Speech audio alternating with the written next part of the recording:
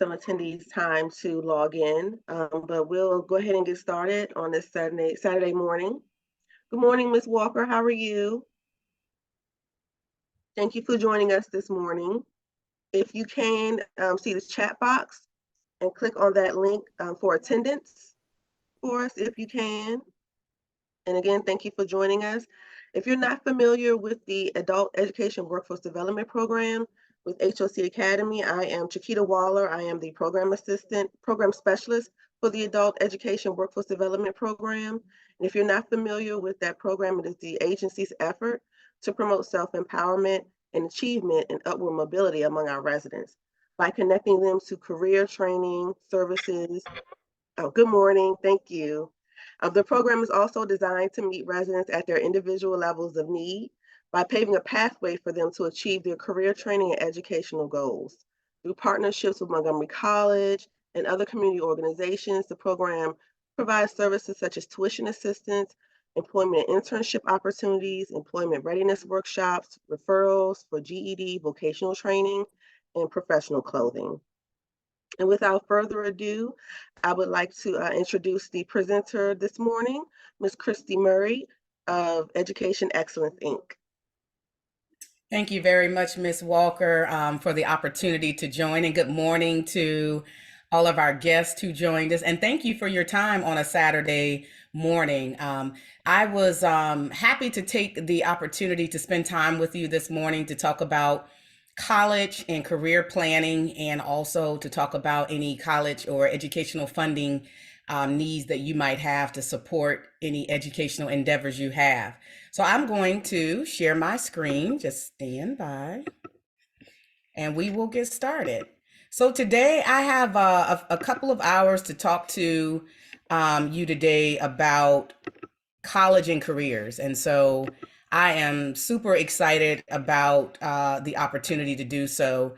I've been speaking to groups, schools, organizations for probably over 10 or 15 years around this topic.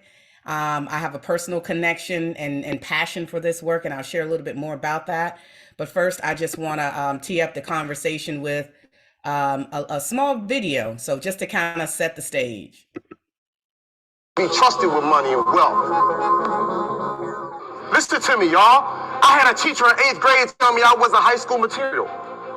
And I believed that. They actually set my mom down and was like, yo, your son not even gonna make it, so you should just go ahead and like wrap it. Like I can't legally leave him behind again, but I think you should probably go ahead and decide him for this special ed course. My mom was like, no. And you know what I did? I went into the 9th grade with that mentality. And I failed. I got kicked out of one high school. I went to another high school. Said, okay, I'm gonna try my 9th grade year one more time. Failed out of that one. Went to the third. I went to 3 different schools just to get my act together in 9th grade. And I said, man, I'm proving all these people right who don't believe in me. And my mama and a few people who do believe in me, I'm proving them wrong. Like, let me stop playing my people. Because when I play my people, I'm playing myself. And so some of y'all, you think it's cool to disrupt class. Man, you playing yourself and you playing your people. Because there's people back in the day that got burnt and beat and spit on and dog sick to water hose to get an equal education. And we come to school looking how we look, all clean and fresh, and we think it's a game, but people died for this. So I'm at a place in life now, I'm like, yo, I ain't trying to take back, I'm trying to give back now. Listen to me, y'all. And I started to grow level by level by level by level. And after I finally got my act together in high school, I took summer school courses. Some of y'all about to put the work in. I took summer school, I took night courses, you know what I'm saying? I graduated on time from high school, and I said, shoot, if I could do high school, maybe it's something to this college thing. Let me tell y'all something right now. You going to college. Like, there ain't no if, don't worry about fast for student loans. You going to college. But you got a program inside your brain, now you going. Like, there can't be no doubt. And so for me, I said, bump it. If I could do high school, shoot, I'm going to college. I did college, got that bachelor's degree in social work. I said, well, shoot, if I could get my bachelor's, maybe I could get my master's. If I can write 1 book, maybe I can write 2 books, then 3 books, then 4 books. Listen to me, there ain't nothing you can't do. And just because your parents might not have planned for you, there is a plan for your life, my friends. But what you gotta know is that you deserve it. problem with most people is they feel like, man, I don't really deserve it. You know, I made some mistakes, or this is all I know. This ain't all you know no more. I talk to so many folk. We've been to every major city in the hood, in the suburbs, all over the country. You know what I'm saying? And we meet a lot of people, they feel like, well, because my mama didn't experience it, my daddy, you can be the first. You can be the first in your family to experience these things. You can be the first in your family to gain it. I think about my 3-year-old daughter now. I'm like, for one, she gonna have scholarships to go to college. And for two, we gonna already have that bread saved up just in case something go wrong. You know what I'm saying? Like, me and my wife, we built up, we ain't just buy a house, y'all. We built a house. My girl got to choose what type of hardwood floor she wanted, what type of granite counter she wanted. You know what I'm saying? We got to build that in our 30s. My daughter, I promise you, her credit gonna be so fine. You know what I'm saying? She's gonna be on a whole nother level because I'm creating a new culture. I'm instilling that in my daughter now. And I'm telling y'all, you can do the same thing.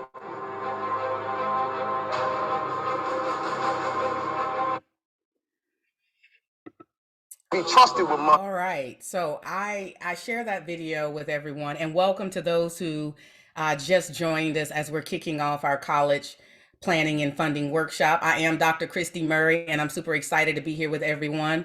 I share that video really as a reminder to myself, and I love videos that really help me to push and think differently about how I'm showing up in my own life. And I would encourage each one of you as you're listening today and hopefully sharing in the dialogue and participating today, that you're thinking about your life differently. You know, he said a few things that really stuck out. Prove yourself right. Now, it's not really about other people. It's really about what you desire, you, your children, young adults, what you desire for your life. You got to be willing to put in the work. There's nothing that you can't do, and you deserve it, especially if you're willing to put together a plan and execute it. You deserve everything that you set your heart and you desire to have in your life. So with that being said, our workshop today, the purpose of our workshop today is to share impactful college admissions and planning information with you. If you are joining us as a student or a parent, let me know in the chat how you are joining us today. If you are a student or a parent, please let me know. Or if it's both, let me know in the chat what that is. I'd love to know who's in the audience. And really want to share information to help you think about college and your career. Whether you decide to go to a 4-year college or not, certainly up to you. And there's value in having all different types of professionals. So we'll talk a little bit more about that. The other purpose of this workshop is to make sure we provide top college funding, I would say college and career funding, because even if you decide not to go to a 4-year college, there's other educational opportunities depending on what you want to do. So we want to talk about some of those and also talk about scholarship strategies to help you fully fund your education, no matter what you decide to do next. And if college is on your radar, I certainly always try to raise awareness of historically Black colleges and universities. But ultimately, my vision for every one of you and every student that I have an opportunity to reach is to help them to get accepted into a school of their choice and graduate debt-free. And I really, really am passionate about that work. So really, you know, when you think about where you are in your life and your life journey, whether you're in high school, whether you are currently in college, or you're a working professional and you have opportunities to get additional education, like the guy in the video, he went to 9th grade 3 times, but he didn't stop. He went on to get a bachelor's degree, a master's degree, write multiple books. So wherever you are along that journey, what I'm sharing today is really for all of us. So I'm here to help fill in the gaps, maybe some things that you already know about college and career planning and on the funding side. But if there are things that you still need to know, then hopefully you'll take away some gems from the conversation we're having today. All right, so I see several parents on, and let me tell you, I love talking to parents and students because I realize that students need help still. We can't abandon them when they hit 10th, 11th, 12th grade and say, all right, I got you this far, you're on your own. They really still need our guidance. I actually have 2 sons who are in college. One is 23 and one is 21, and they're young adults, but the operative word is young. And so they're still learning about life, how to maneuver through, what they want to do in terms of a career. and just how to adult. So they really still do need us. So if no matter what role you are joining us for the webinar or the workshop today, my question to you is, what's your why? If you are a student, what's your why? What are you thinking about based on where you currently are, whether you're helping your child or children, or whether you are in need of help and trying to figure out what you want to do with the rest of your life or life beyond high school and more. What is your why that brings you to this space today? So if you're thinking about it in terms of where you currently are, I also want to get you to think more about, and you'll hear me talk about in this workshop, I want you to start thinking about what is next for you and why does it matter to you? And so with that, I'm going to share my why. Back in 1993, 31 years ago, sorry to believe, I was a high school senior. I'm the youngest of three girls. My sisters were twins. They are twins. And they were in college at the time in which I was, graduating from high school. And I'd gone on all these school tours. And I came home and I fell in love with one college in particular. I fell in love with Hampton University. And I wanted to go to Hampton and major in electrical engineering. Came home, told my parents, I found the school for me, want to go to Hampton. My mother said, well, Hampton's a private school, Christy. Private schools generally cost more. And we have two daughters in college. And we weren't the richest. And if that's your situation too, where you might have some resources or no financial resources, please don't be discouraged, because there are all kind of opportunities out there. And don't let your current financial reality keep you from whatever you decide to do next. So, but my mother said, we can't afford to pay for you to go to Hampton, so you've got to figure out another way to make it happen. So because I watched my sisters go through the process, I decided that I was going to take a little different approach, because my parents did really a lot of the work for them, and it didn't necessarily give them the drive to really take ownership of the process. So for those who have teenagers, or if you're a parent on, or if you're a student, I encourage students to take ownership of this process for themselves. So what I had was a system at home. I had letters of recommendation already ready to go, pre-drafted essays, all those different things. And so I really worked to make sure that when applications hit my desk, I was able to quickly respond. So one day I'm at school, and my high school counselor, who I'd been talking to about where I wanted to go to college and what I wanted to do, she pulls me out of a class and she says, Christy, what if I told you I just had a scholarship to hit my desk, and they're looking for a student who wants to go to Hampton University, major in engineering, and it's a full scholarship that came along with a job, a summer internship job every summer every summer while you're in college, and a full-time job when you graduate from college. And I said, all that as a high school student? She said, yes. Are you interested? And I said, sure. She said, but there's only one caveat. You've got to get your application in by tomorrow. It has to be postmarked by tomorrow. Can you make that happen? Now, I looked at her and I said, can you get my transcripts out that quick? And she says, we'll do our part. And I said, well, I got mine. I went home, and because I had a system, I was pulling from those letters of recommendations that I had copies of. I was pulling from those essays, so I was easily able to tailor an essay for that application. And of course, I got that application out. Long story short, 2 interviews later, yes, I had to interview for a scholarship. I actually got awarded that scholarship and several others. And I knew, so that day I walked across the high school stage, I had thousands of dollars worth of benefits between my tuition, the summer internships, and the full-time job, hundreds of thousands of dollars worth of value the day I walked across the high school stage. I was not the valedictorian. I didn't have a 4.0. I had maybe a 3.6. But I didn't have the top grades. I wasn't the valedictorian, but I had the most academic funding out of anybody in my class, scholarship-wise. So I'm living proof that it can happen to you too, as long as you're willing to do what he talked about in the video, and that's put in the work. Now, here's the other thing I'll tell you my why. Because I had that opportunity and I received all the help that I did. I did not do it alone. And that's the reason why you don't have to either. That's why I'm in this space and I'm really passionate about this work. I made it my mission that day that if I ever had an opportunity to pour into others, whether they're in high school, college, and beyond, I would do that in the work that I do. And so that is why I'm in this space. Since that time, I've gone on to write several books. One is called College Planning Strategies. I wish someone had told me.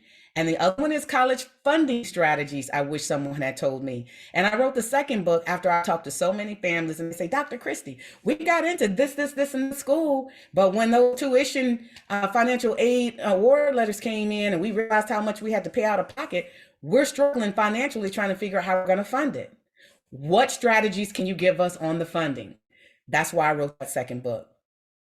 So in this space today, you will see that I will be sharing with you from different hats that I'm wearing. One, as a scholarship winner and having gone through the process. Two, as a parent of current college students who are going through the same process you all are as a parent, and as one whose son is on a full scholarship, playing football, had full football scholarship and athletic scholarship. So I understand those realities. But also I've judged scholarships and I've provided scholarships to entities and students as well. So those are many hats that I'm wearing, and I'm going to be sharing some great insights with you throughout this process. And thank you, Miss Pamela, for sharing your wow. And I totally get that you want to make sure that your children attend college and graduate debt-free. So if you're listening up, I have a lot of resources that are going to help you in this endeavor. So I'm going to talk to you today in two parts. We'll take a little break in between those parts if you absolutely, if you need one, and I suspect we'll all probably need maybe a 5-minute break, but we'll take a break in between. But first, we're going to talk about college and career planning strategies. I used to only do this talk and talk about college. And then I realized, no, Christy, you've got to meet people where they need to be. Not everybody wants to go to college, but everybody needs a career. Everybody needs a job, some sort of profession. So I've expanded to talk about both. Now, in that first book that I wrote, I introduced 10 strategies. Many of these strategies I'm going to touch on in some capacities in today's talk. So you'll be able to get a lot of the insights that are in my books. And I do believe the Housing Opportunities Mission has some of both copies of my books that they may be offering as giveaways to you. So hopefully you'll be a lucky recipient of one or both of my resources. But at any time during this talk, if you look at the bottom left-hand corner, it'll say College Planning, page 4. If you go to my College Planning book, page 4, it'll give you more information on whatever that topic is that I'm covering today. And same with my college planning or college funding book. So when I wrote these books, my sons were in high school, and I was having dinner one night and I asked my sons, I said, sons, I want to write a book, but I don't know what I want to write about. I don't want to write about anything fictional. I want to write about something that's impactful and important to other people. And it was my son, my oldest son. He was probably a 15 or 16-year-old at the time. He said, Mom, you're always helping people with college planning. Why don't you write about that? And that's when the light bulb came on for me. So that's why you'll see a light bulb in all my branded materials wearing something, a cap, a cap with a tassel or whatever. But that's why, because my sons were my inspiration. And really it's all about breathing light and life into situations. But here's what my son said to me that was even more important. He said, don't just tell us what to do, show us how. That is why both of my books have a workbook of templates that come along with them. So if you hear me say you need to have a scholar profile, you need to build a plan, Dr. Christie isn't just going to throw a book at you and say, read it. I'm going to give you the resources of the how to do it with my workbook of templates that you can actually get a physical copy of, and you can download from my website. And the QR code is here. And those who purchase my book and workbooks can get those templates for free, or who have access to my book and workbooks can get those for free. But if you hear me mention any of these templates in my talks with both of my books have a set of templates that come with them. That is the why that I want to make sure that I give you those tools to be successful in your endeavor. You shouldn't have to spend your time creating them. I want you to spend your time using them to maximize your success and to differentiate yourself. So as we move into our talk, I'm going to start off with, we're going to take a little journey together. We're going to talk about college and career planning. I'm going to talk to you about why it's important to develop a plan and to use your time wisely. We'll talk about creating a scholar profile, which is like a one-page resume. And then we'll journey to talk about how do you choose a career or a major, and college for that matter. And then once you've made those choices, how do you apply to colleges in particular, but also to other type of schools? Because there's similar processes no matter what type of school you might want to apply for. And then let's talk a little bit about navigating the college funding process. So there'll be a whole part 2 for number 5, but I want to get you through at least number 4 in this first part of the journey. So in my book, the first thing I do is say, start with where you currently are. So what I do is I have families complete a where are you now assessment. It's really just like 10 simple questions, but it really gets you to think about, hey, here's where we are in this process. Now, we're not going to go through all 10 of these questions. I'm going to read them, but I'm going to highlight just a couple that I want you to really think about. Do you know your current cumulative grade point average? If you're a student, do you know? As a parent, do you know your child's GPA? Now, this one I want to emphasize because parents, let me know what grade your child or children are in the chat. Because every year they are in high school, I would highly encourage you twice a year to make sure that you know the grade point average after every semester. Here's why.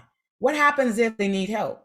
If they need additional tutoring, or you need to change their class perhaps, or you need to make sure that they're on track to graduating. You can't know that if you don't know their current reality.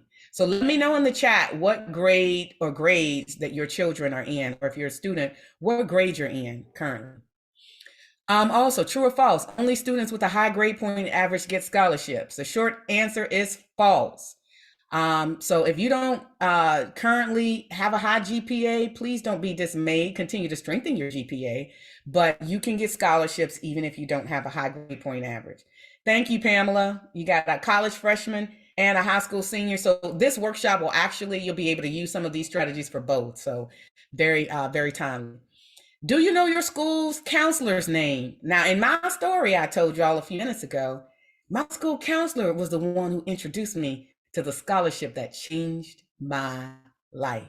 So you have to be able to open your mouth, talk to school administrators, both as a parent and a student. All the school administrators knew who I was as a parent and as a student back years ago, but certainly when my sons were in school. And I think having relationships matter.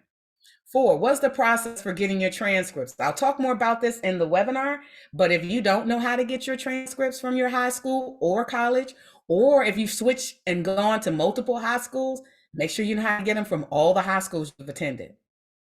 5, true or false, the best time to apply for college is the spring of your senior year.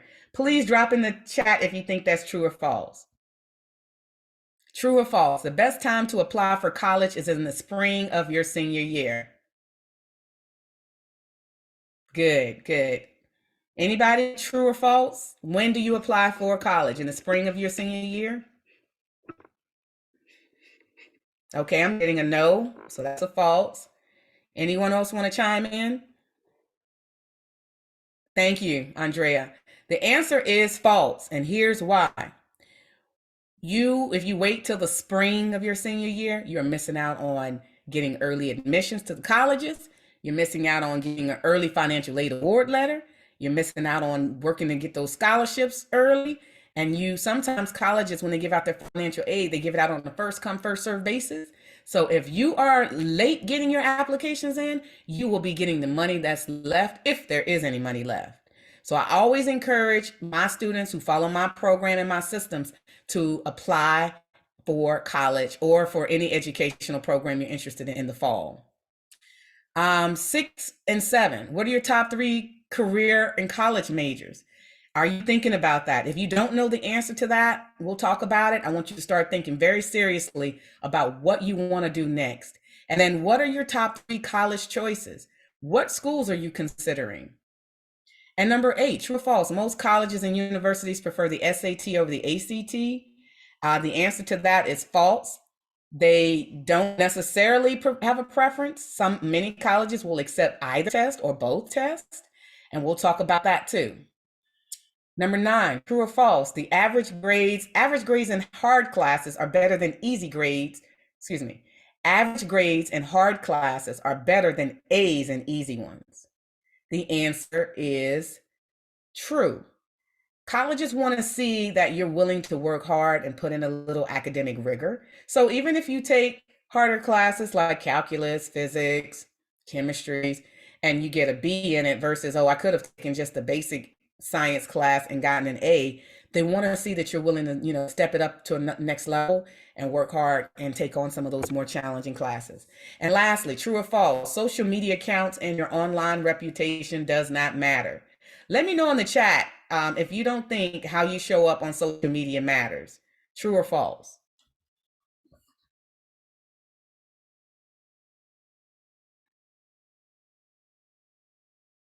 Anybody? Thank you. Pamela says it absolutely matters, and she's right. I am seeing college admissions, scholarship providers making decisions based on how you're showing up. They're actually going out and Googling students and adults, and they're saying, oh, wow, they're really showing up in some interesting ways. This isn't really conducive to the environment and culture we want to foster. No, we're either going to rescind our scholarship offer or we're not going to award it to this individual because of how they're showing up. So I tell young adults who are primarily really active on social media, please make sure that you don't put anything out there that once you put it out there, you can't take it back. But two, you certainly want to make sure how you show up online, in person, and on paper. All three of those matter. So we'll talk about how you show up in some of those ways, particularly on paper, in this workshop. But that's the assessment. And just to recap for the assessment, the reason why I want you to think about these things now is because it helps you to position what you're going to do next. You'll hear me talk a lot in my books about having a plan. And whenever I talk to families, the first thing you want to do is have a plan. And so you can't have a plan if you don't know where you currently are. So if you don't know your school council, you don't know your grade point average, you don't know what schools you're interested in, you don't know what you want to major in, you don't know how to get your transcripts, you're not even thinking about taking the SAT and ACT, is not on your radar. Those things matter. So as you're thinking and you're sitting here today, I want you to be thinking about how those things can help you in your endeavors. The second thing I want to share on this college planning journey is I want you to think about choosing a career and a major, and then you choose a college. A lot of young people I work with, they will choose a college first and then try to backtrack into, what do I want to study? Here's a problem with that. Let's say you pick a college, you get accepted to a college, you have no clue what you want to study, and then you say, ding, I want to be an engineer. I'm just making up something. And then you realize, oh, this college I'm currently at doesn't even have an engineering program. Out of order. And I know most colleges don't require you to declare a major until your sophomore year, but Dr. Christie is telling you at least go into a school, a college or a school environment with some idea.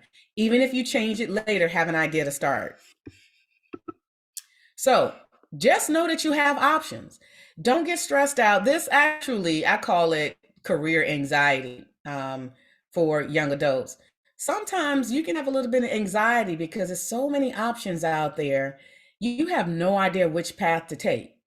And I want you to take a deep breath and relax. And parents, if you have children who are struggling with this, encourage them to do the same.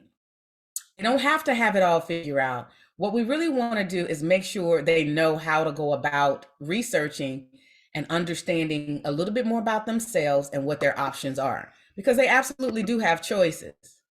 Know also that whatever you choose or whatever your children choose, it will involve learning. You don't know how many young adults I run into and they say, well, I'm going to the military because I'm not good at school and I'm tired of learning. Well, guess what? I hate to break it to you, but even the military requires you to get education and training. They're going to kick you off with a boot camp of some sort or some sort of officer candidate school, some school, or they send you to specialty schools quite frequently in the military. Nobody's going to have you just show up on a job without any education and training. Can you imagine going to the doctor and your dentist has never been to school before, and then they're in your mouth with Novocaine and one of those little sharp tools, and they're like, oh no, I need school, I just want to work. No, you cannot. So please wrap around your mind in knowing that whatever you do next, whether you are in high school, college, whether you are a working professional, even your current employers still want to see continuous learning. So you should know that for the rest of your life, you are going to have to develop your skill sets. So I want to kick it off with that just to make sure that I manage that expectation. Now, here's the other thing I want to share. You can change what you choose. I went to school for electrical engineering. I actually graduated with my electrical engineering degree. Then I went on to get a master in business administration. I have a master's degree in computer information systems, and I have a doctorate degree in business administration. So you don't have to, you're not stuck in just one profession or career or one background area. You can expand it as many times as you want. You can modify it, you can transition, you can shift from it, but start with something. And that's one of the key things that I want to make sure that we're talking about. Now, how do you get to what you want to do next? I would say do your research. You should be looking at different things when you're doing your research. So if you are in high school, if you have children in high school and college, have them do research. Have them go out and find out, looking at different careers. What's in demand? What do people need that they're not enough of in our society?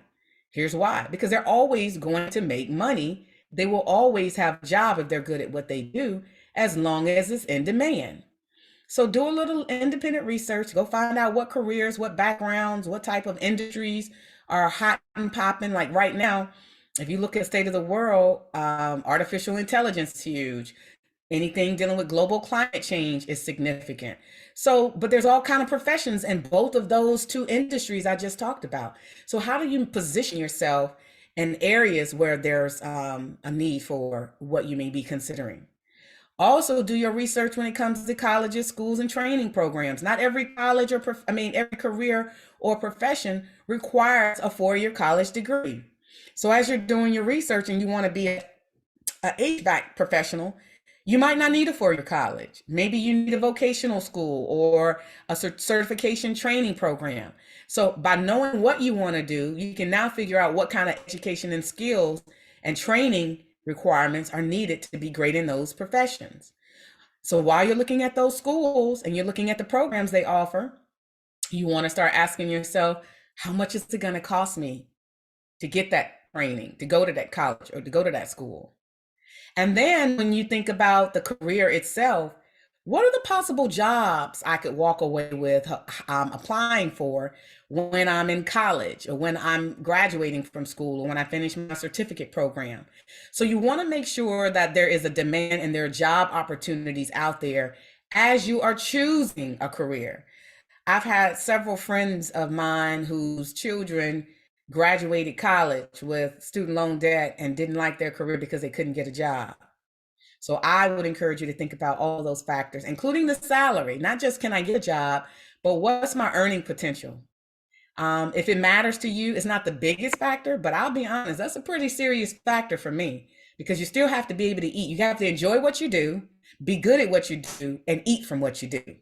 So with those three things in mind, helping you to enjoy what you do and to eat with what you do, salary does matter to me, and I hope it matters to you.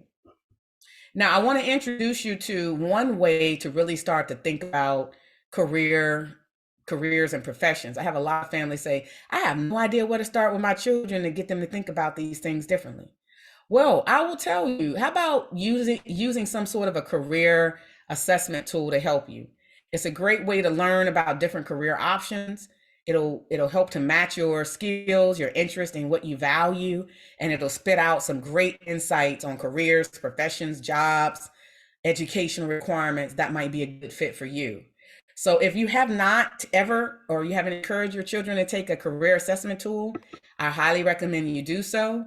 And I wouldn't be me if I didn't introduce you to at least one tool, but there's a number of tools that are out and available on social media. Even if you just Google career assessment, free assessment tools, you don't really have to pay for them.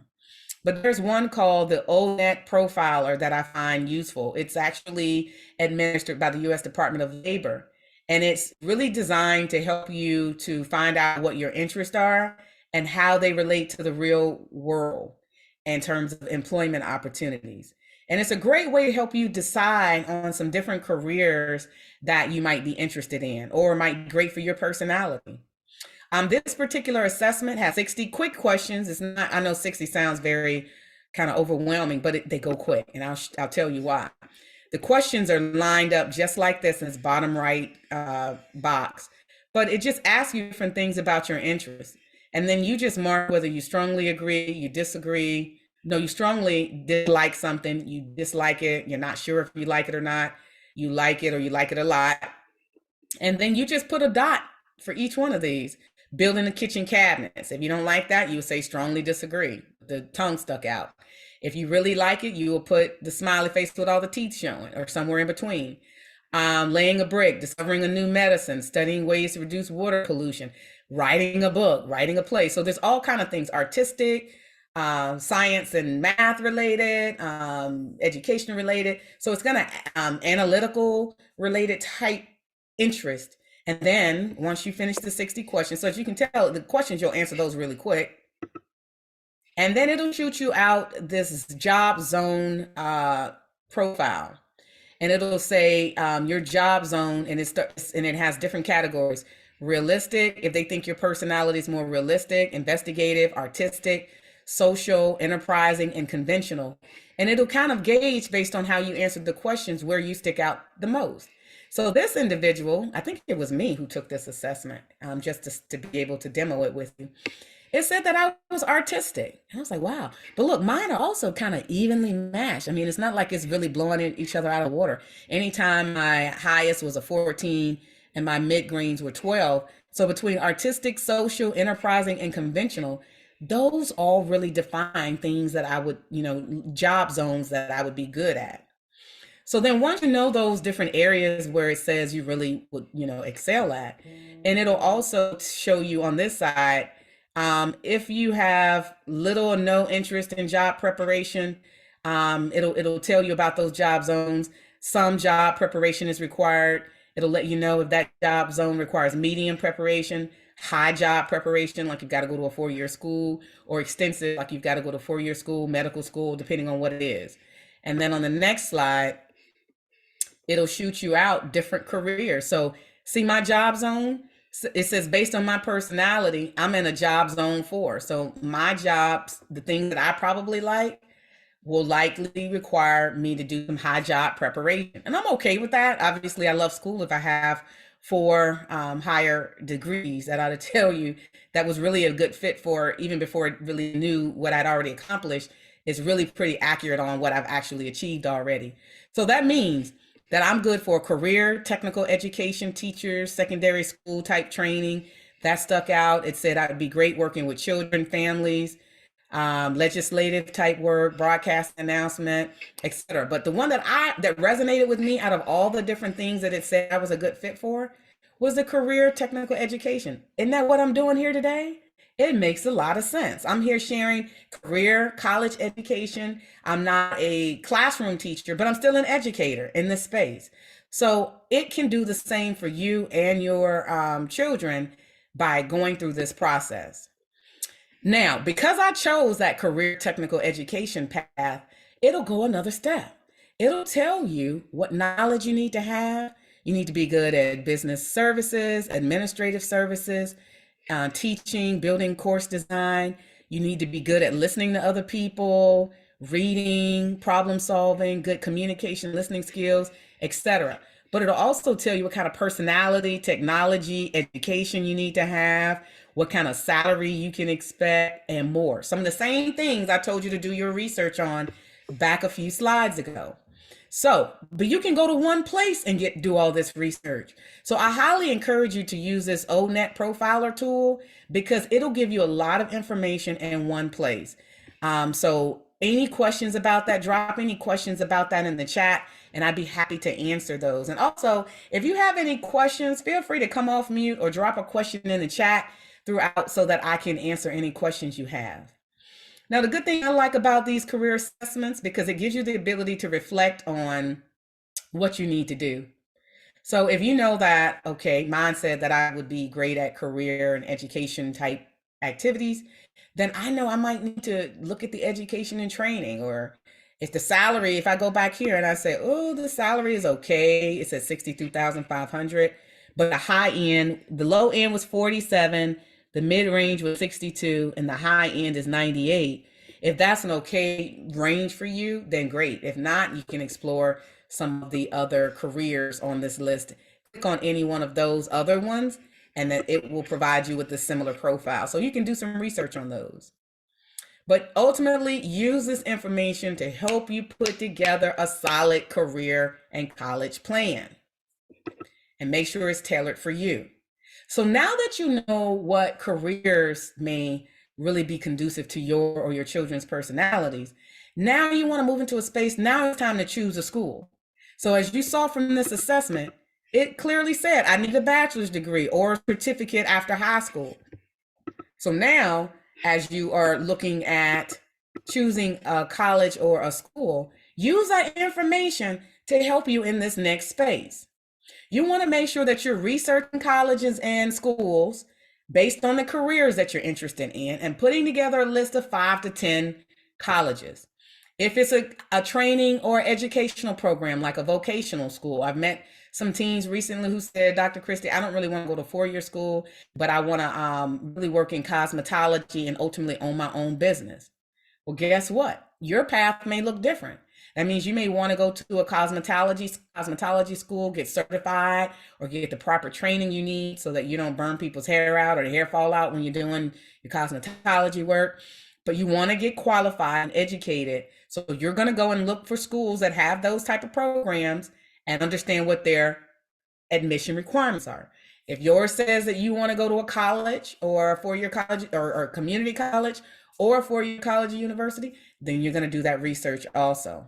Look at what their requirements are, look at where they're located, where they have training facilities. Do they offer online and in person, which I highly recommend, especially since COVID and a post-COVID world. Everywhere I go to school, it has to be able to have a virtual component.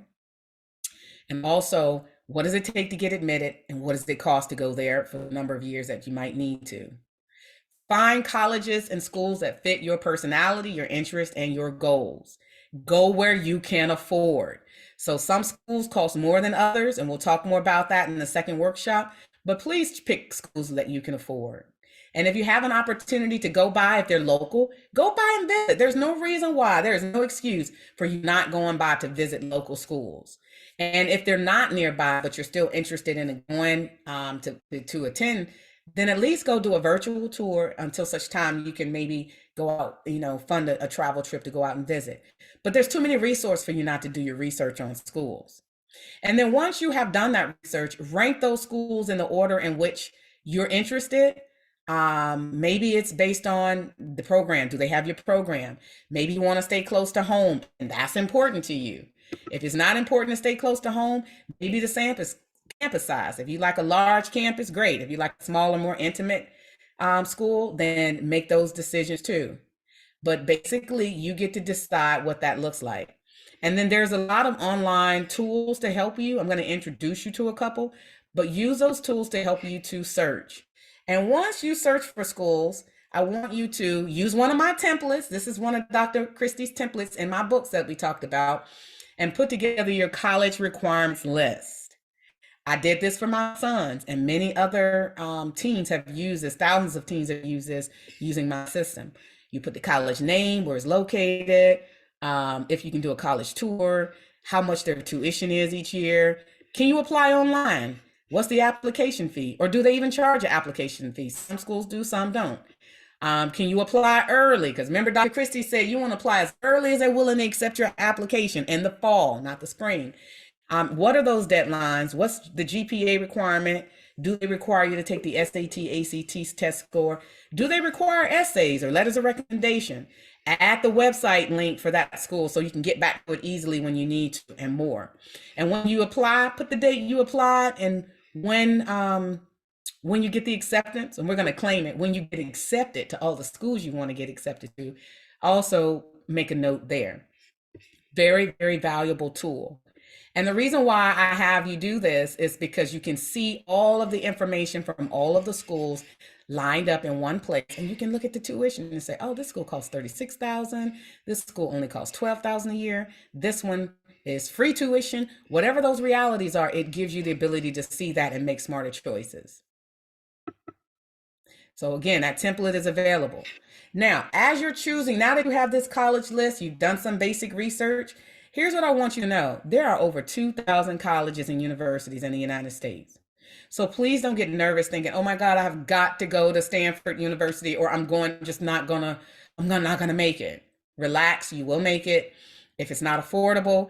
I always tell families, always when you're putting together this college list, choose some colleges that are on the low tuition end, middle tuition range, and if you have some that are higher in tuition, annual tuition, you can add those to your list too. I'm not saying don't add them, but don't put all $50,000 a year colleges on your list, and now you're stuck trying to figure out how to come up with $200,000 over 4 years out of your pocket potentially. You don't want to do that. You want to put some schools that are really affordable and then some that might be a little bit more ambitious so that you can make some better choices. So I always share, you need to know about the different type of schools to be able to do that. So we talked a little bit about vocational and trade schools. These schools are for those who say, I don't necessarily need a 4-year degree to do what I'm doing or want to go to a 4-year college, but I want to learn a skill or a trade. Whether you want to be in cosmetology, electrician, auto mechanic, HVAC, plumber, dental hygienist, and radiology technician, so many different professions. You can do that in 2 years. They have programs that are 2 years or less, and you can walk away with a license, certification, or certificate. Now, those vocational trade schools, they also have, they may have a tuition. Some may be free. Some may have tuition you have to pay. Do your research. Same with the 2-year college. You might have heard them referred to as community or junior colleges. Well, guess what? You can get an associate's degree. You can go to school for 2 years roughly, walk away with an associate's degree, and then you can go into the workforce, the job market, or you can transfer that degree and go to a 4-year school and complete your last 2 years at a 4-year college. That's where you get an undergraduate or bachelor's degree. So that's where you generally attend a 4-year college. And then if you want to go on to college like I did, you can get, like they call it, graduate and higher degrees from there. You can get a graduate degree, a master's degree, a doctorate degree, or other specialty degrees. So you have options. Don't get overwhelmed thinking, oh my God, I couldn't see myself in school for 6 years. No, here's what you should be saying and encouraging your children to think about. Take it one step at a time. Dot the I and cross the T on your very next step, and the rest will follow. Now, this is important. Know the difference between a public school and a private school. If you remember to my earlier scenario, and I told my parents I wanted to go to Hampton, what was the one thing my mother said? You are picking a private school and we can't afford it. So let's talk about the difference between public and private, because as you're deciding where to go and how to go where you can afford, all these things matter. Public colleges are typically funded by a federal or a state government entity, usually state government. Generally, they're larger than private schools. They usually have an in-state tuition rate, where if you live in that state, let's say you're in the state of Maryland and you go to a public school in Maryland, then you are going to pay in-state tuition, which is cheaper than those who are coming from Virginia or California going to that same Maryland school. They're going to pay more to go to school in Maryland because they haven't paid Maryland taxes for all those years. So they're likely to pay more. Same if you live in Maryland and you decide you want to go to school in California or in Boston or somewhere else, you're going to pay for public school higher because you're not from that state. Now for a private schools don't really care if what state you're from. You have one solid tuition rate, and it's going to be usually higher than a public school, but they're not going to get into a public in-state or out-of-state discussion with you. It's just going to be, here's our tuition. So if you want to go to private school, they usually operate on a non-profit basis, or they get funding from donors, sponsors. They get some funding from the federal and state government, but not the predominant of their funding. But they usually rely on alumni and other funding sources. So those are the difference. So if you want to go to a public in-state school, it's really going to be your most affordable option in some cases, unless your financial aid package looks really sweet from another school. But if you decide to go out of state or to a private school, you can anticipate it costing you a bit more. And we'll talk a little bit more about cost in part 2. I also want to introduce you to predominantly white institutions, PWIs. How many of you ever heard of a PWI before? That's great. That's predominantly most of the schools in the United States. Those are institutions of higher learning, primarily four-year colleges and universities. Their demographic makeup is typically around 50% or more white students. But there's all kinds of students, and they usually have very diverse student populations. But the majority, predominant, that's the reason why they're called predominantly white, is the predominant students who matriculate there are white students. And then there are more than 9 million students who attend predominantly white institutions every year, PWIs. Now I want to introduce you to historically Black colleges and universities.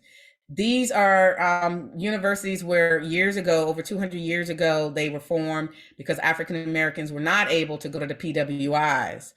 So Americans started to create historically Black colleges and universities. And fortunately, there are over 107 HBCUs in the United States, and almost 230,000 students go to HBCUs every year. Them, just like PWIs, you can have public and private HBCUs. You can have public and private PWIs. So that is something they have in common. So there's a lot of variety of where you can go. Now, here's what I want to tell you as a graduate of a HBCU. I've gone to PWIs with my master's and HBCUs with my undergraduate degree. So I've been to both type of schools. And I can tell you, you can get a quality education at both. Don't let anybody tell you that the quality of your education is downgraded in any capacity because you went to an HBCU. I have done very well professionally, and so have many others. I've written books. I've gotten multiple degrees. I've done well with earning potential working for numerous companies across my career, all with my HBCU foundational background, which I personally wouldn't trade for anything. So anyway, I'm gonna get off my soapbox, but I love my HBCUs. All right, so that is how you choose a career first and a college second. And use that tracking sheet to start to populate the information that you've researched on your colleges.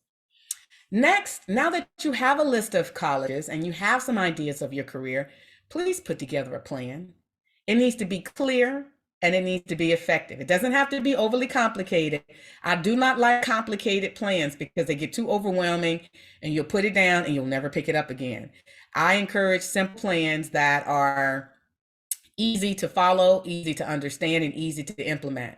So you and your children or you and your parents should be sitting down together and putting together a plan. What year are you? So for Miss Pam, she has a daughter who's a senior. She would put 12th grade here at the top. And her activities on her plan need to reflect what she has coming up. So Miss Pam and her daughter, and we'll pick on our seniors because their time is really sensitive. Her plan at this stage should have been research the colleges, apply to colleges. She should have already taken SAT, ACT. If not, you should schedule to take those immediately. Her plan should include review my financial aid award letters, apply for scholarships, accept the college I want to attend, fill out the college paperwork, to the dorm room paperwork. Those kind of things is what you would put on your senior year college plan. If you are a freshman, sophomore, junior in high school, your plan looks different because you have more time to get some of your steps taken. Your plan should have what the action or goal is, what type of goal it is, how much it's going to cost you. Very important, because if it costs money, like your senior year, you have to have senior pictures, you have to have all them college application fees. Can anybody guess in the chat? With my youngest son, he applied to 13 colleges his senior year of high school. Can anybody guess how much I spent in college application fees?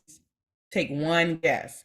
And while you're guessing in the chat, I will just say how much these things cost matter, because parents are going to have to help you fund these activities. So you want to see it all in one place. And I would always put a total at the bottom to say, okay, this year we're going to have to spend X amount of dollars. Anybody want to guess in the chat? You should have a start date, ending date. When is this due by? How far are you in the process? Is this already complete? Nope, you're 75% complete, 100% complete. Whatever that is, you should specify it. And then any other notes related to your plan that you might want to add here. Thank you, Miss Pam. Miss Pam says, Miss Pamela says 0. I'm going to put in the chat how much I spent. Now I will tell you, the good news is, okay, Andrea said 1K. You're closer, Andrea. I spent $1,380 on application fees for my high school senior some years ago. Yes, wow, that's what I said too. But it wasn't a surprise because his junior year, when he started looking at those colleges and using that spreadsheet for the colleges, I'm gonna go back to that spreadsheet. This is why you're not gonna be surprised with my system. Remember here, there's a column that says application fee. Well, it totaled itself up at the bottom. So I knew going into my son's senior year that, okay, I got to get my mind right because this is what I know it's going to cost. The other good news to you is depending on your income and your salary, if you are a low income family, check with your school counselor. They might have waivers, or the colleges themselves. They might have application fee waivers, SAT waivers, ACT test waivers for families low income or families in financial need. Ask the question. You never know. Most people don't even ask. They don't share it unless you ask. But ask, because you could be actually one of those parents like Miss Pamela's saying, and might not have to pay anything at all for application fees. But put together your plan and be willing to ask the question. And that way you can find out if there are waivers available to you. Now, as you build your plan, use your time wisely. In my workbooks and also in this presentation, which I will make available to Ms. Chiquita to share with everyone, you can start, you are very much advantaged if you have children that are in the 8th, 9th grade, because you have more time to get through these steps. So I would encourage you to build your plan, use your time wisely. And there's some things here on the checklist that you should be doing in every grade. Like if you're in the 8th to 10th grade, keep your grades up, find out what the high school requirements are, get involved, stay involved in activities, start doing your college and career research. Those kind of things will really position you well. As you hit the 11th grade, now it's starting to get a bit more serious. Make sure you know how to get your transcripts. Make sure you have a list of your careers and your colleges now. It's not any just in your head, I'm still trying to figure it out. Now you're starting to narrowly focus on that more. Researching those careers and colleges, putting together those lists, visiting schools. I used to take my sons every spring break on either local college tours. If you can't get out of the area, start locally. But we would go down, visit grandma in Alabama. We did North Carolina college tours on the way down, South Carolina, Georgia college tours, Alabama. So the whole trip down, or multiple years, we would go pick a state and go visit colleges in those states as we headed somewhere else. So we did that for years. So they were really, had seen quite a bit of schools before they hit their senior year.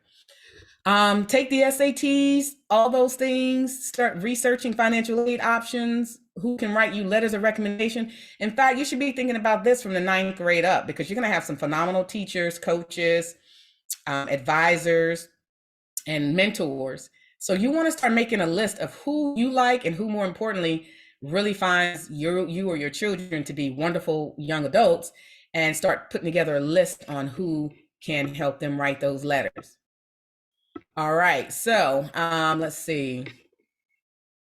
And then once you hit your senior year, there are lots of things you should be doing, like Miss Pamela and her child. I will tell you that your senior year is very crucial. At this time, it's March of your senior year. You should be deciding now. You should have already applied to the colleges. You should be waiting to get your financial aid award letters. And once you get those, you should be deciding where you want to go to school, filling out those acceptance required documents for those schools, making sure that you're applying for scholarships if you still need the funding, and tracking your results. And if you haven't filled out your free application for federal student aid, get that done. And decide on a college so that you can pay any deposits and housing fees your senior year. This is the time when colleges are expecting to hear from you to say, hey, I'm going to use my alma mater, the Hampton University, and Hampton may say, send us a $250 housing deposit or fee, lock in your room and lock in your spot. If you wait until May or June to lock in your housing spot, you can pretty much, and you're planning to stay on campus, I can guarantee you're going to end up in the worst dorms. And when you show up to campus, like my oldest son did, because he waited too long, I kept saying, tell me which college, tell me which college. And he took so long. When he got to his college, he was like, oh my God, I have to share a bathroom with the other guys on my floor. That's because he was in the worst dorm because he turned in his housing deposit late. So guess what? These things matter. We talked a little bit about this earlier. So as you're starting to put together your plan and to think about what steps you need to be taking and using your time wisely, I do want to share with you that how you're putting together all these materials matter. We talked about how you show up matters in person, on paper, online, in school, and if you play athletics, on the court, field, or with your athletics. So you have to manage yourself as if you are your own brand. Set the tone early. This is how you get folks to want to write a letter of recommendation for you. If they have had a bad experience with you, you were a terror in the English teacher's class, you never turned in your assignments, you're uncoachable, you play football, basketball, run track, but they can't tell you nothing because you think you know it all, well, guess what? They're probably not going to write you the most favorable letter of recommendation because you have made their experience potentially quite miserable or challenging. So that matters. Also, you have to look at your attitude, have some discipline about how you show up. Be a leader, not a follower. Be able to not go with the crowd if it doesn't make good sense, and be able to set a new example and be respectful and courteous to adults throughout every phase, actually, in general. I'm an older adult, and I'm still being respectful to people, even people that I can't stand. And that's a whole nother skill set to possess in the first place, but you just never know where opportunities could lead you. So I'm not going to talk a lot about branding yourself, but I do want to branding yourself matters to the extent where I want to get into talking about building a scholar profile. Now, I mentioned this earlier, and all this really is a one-page resume. Let me know in the chat if you already or your children have a one-page resume or scholar profile. You might call it a resume, a brag sheet, a self-reflection, self-assessment.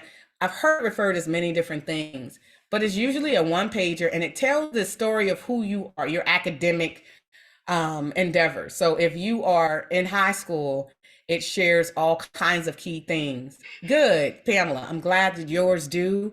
I'm very encouraged by that. If you don't, I would encourage you to create one ASAP as soon as this workshop is over with your children, or if you are a teen or in college, to have one. It helps people to get to know who you are. Now, if you're wondering what sections you have to have of it, you can add a picture, but it's optional. And I say optional because some folks still like to discriminate. And if they're up to shenanigans with that, then don't include a picture if you think that might be your reality. But you can. And sometimes they will ask you for a picture, or entity will ask you for one. So be willing to provide it if they ask you. But it should have your name, address, contact information, your objectives. What do you want to do with your life after high school? Or what do you want to do when you graduate from college? Your educational history, where you go to school, what grade you're in, when do you graduate? Those kind of things. What's your SAT, ACT test scores? If you have any honors or accomplishments, if you have worked, what's your employment experience? If you're in extracurricular activities, what have you done? Have you been a leader? Were you the captain of a team? Were you on the debate team? Were you in the band? Were you in ROTC? What are you doing? And what are you doing in the community? So everything that I will share with y'all, it has to be more than just about you. So if it is just about you, I would highly encourage you to make it about more than just you. And community service is a great way to help you to do that.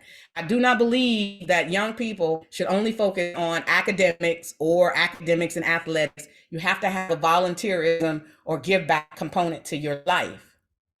Those students who do have the best shots of getting into the colleges and getting the scholarships they want. And we'll talk more about it.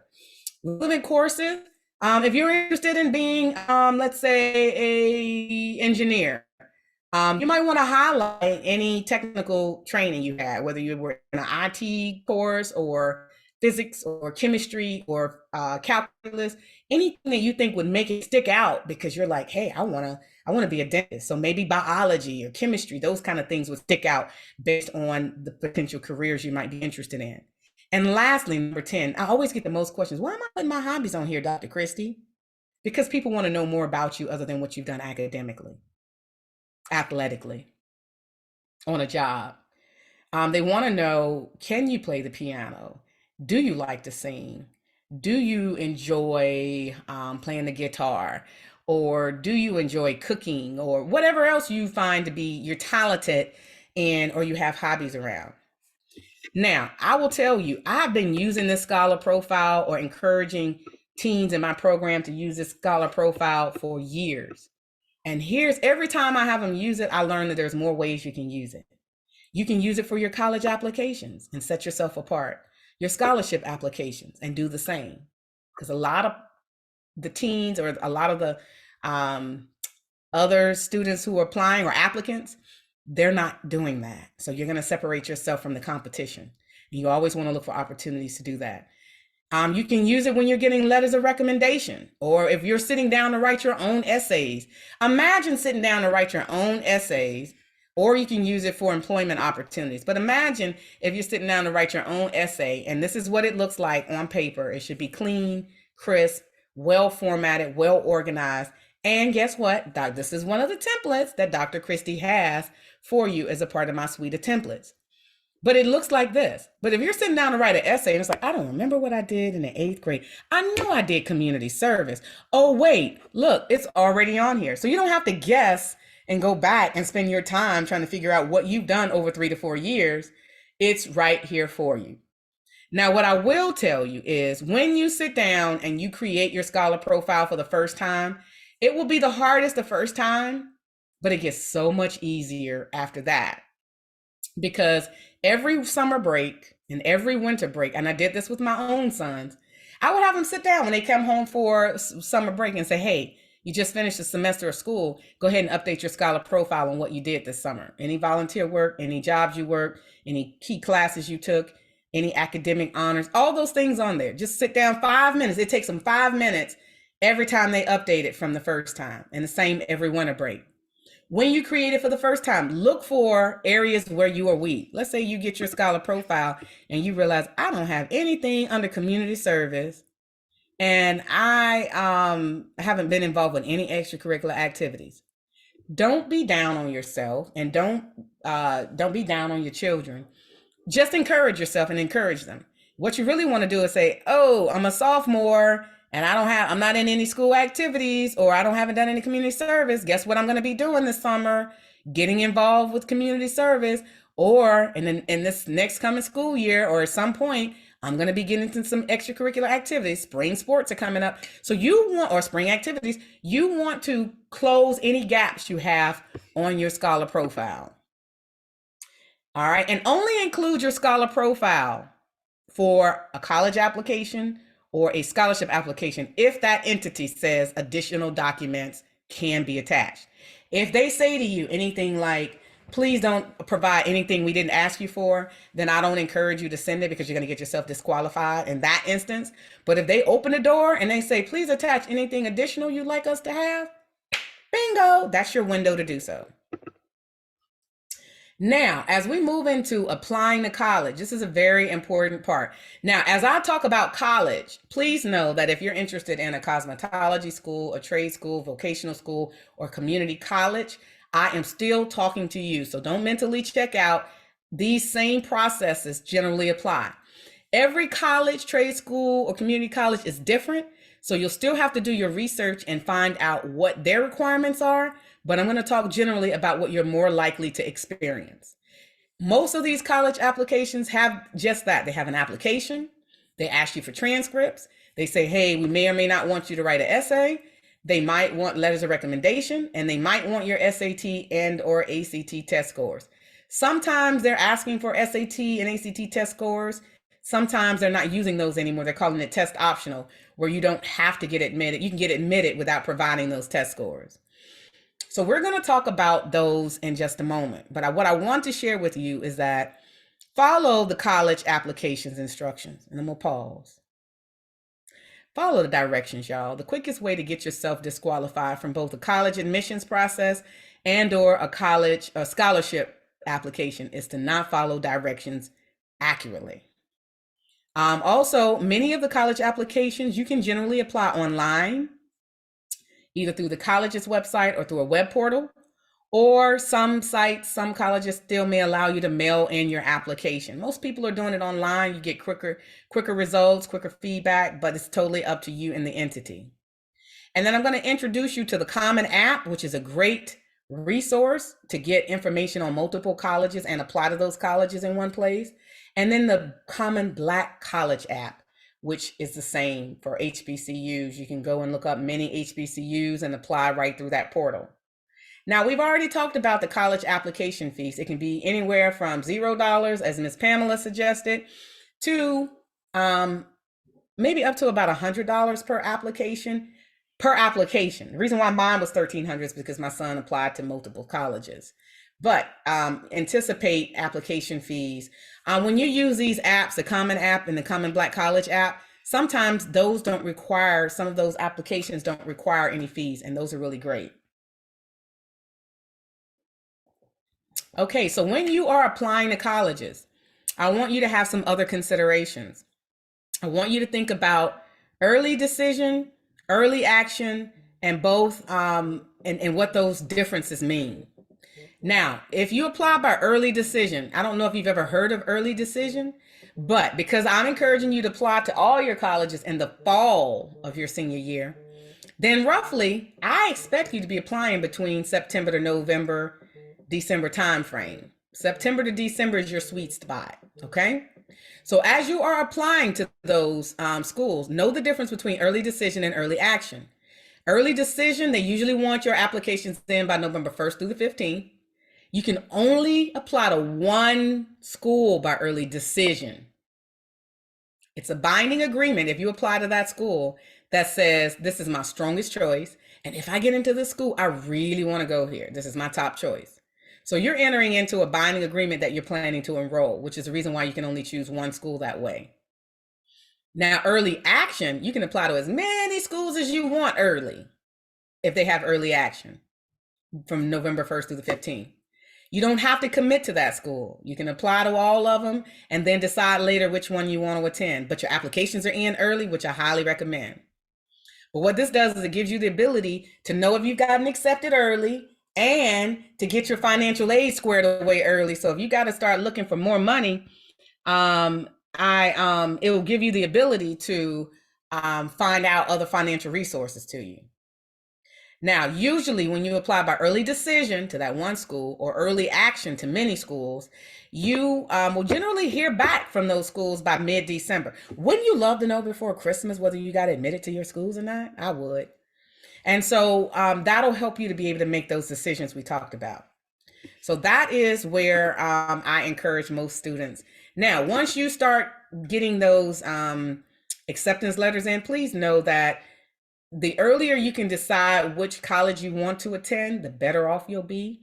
But most colleges have an enrollment deadline or decision deadline by May 1st.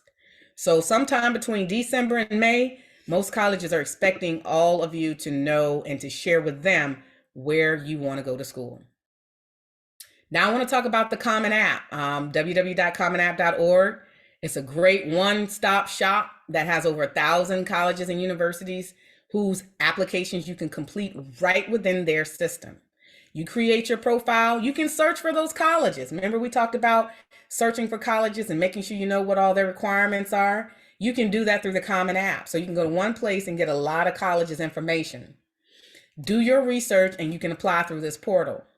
Their application opens every August 1st, roughly, of each year for that upcoming academic year. And you can reuse your information. This is one of the benefits I love. You can put your name, your address, all your personal information in once. In every application you apply for, it'll pull from that information and you don't have to keep entering it over and over again. Applicants can use the Common App for free, But when you apply to some colleges, their application fees may vary. So pay attention to that.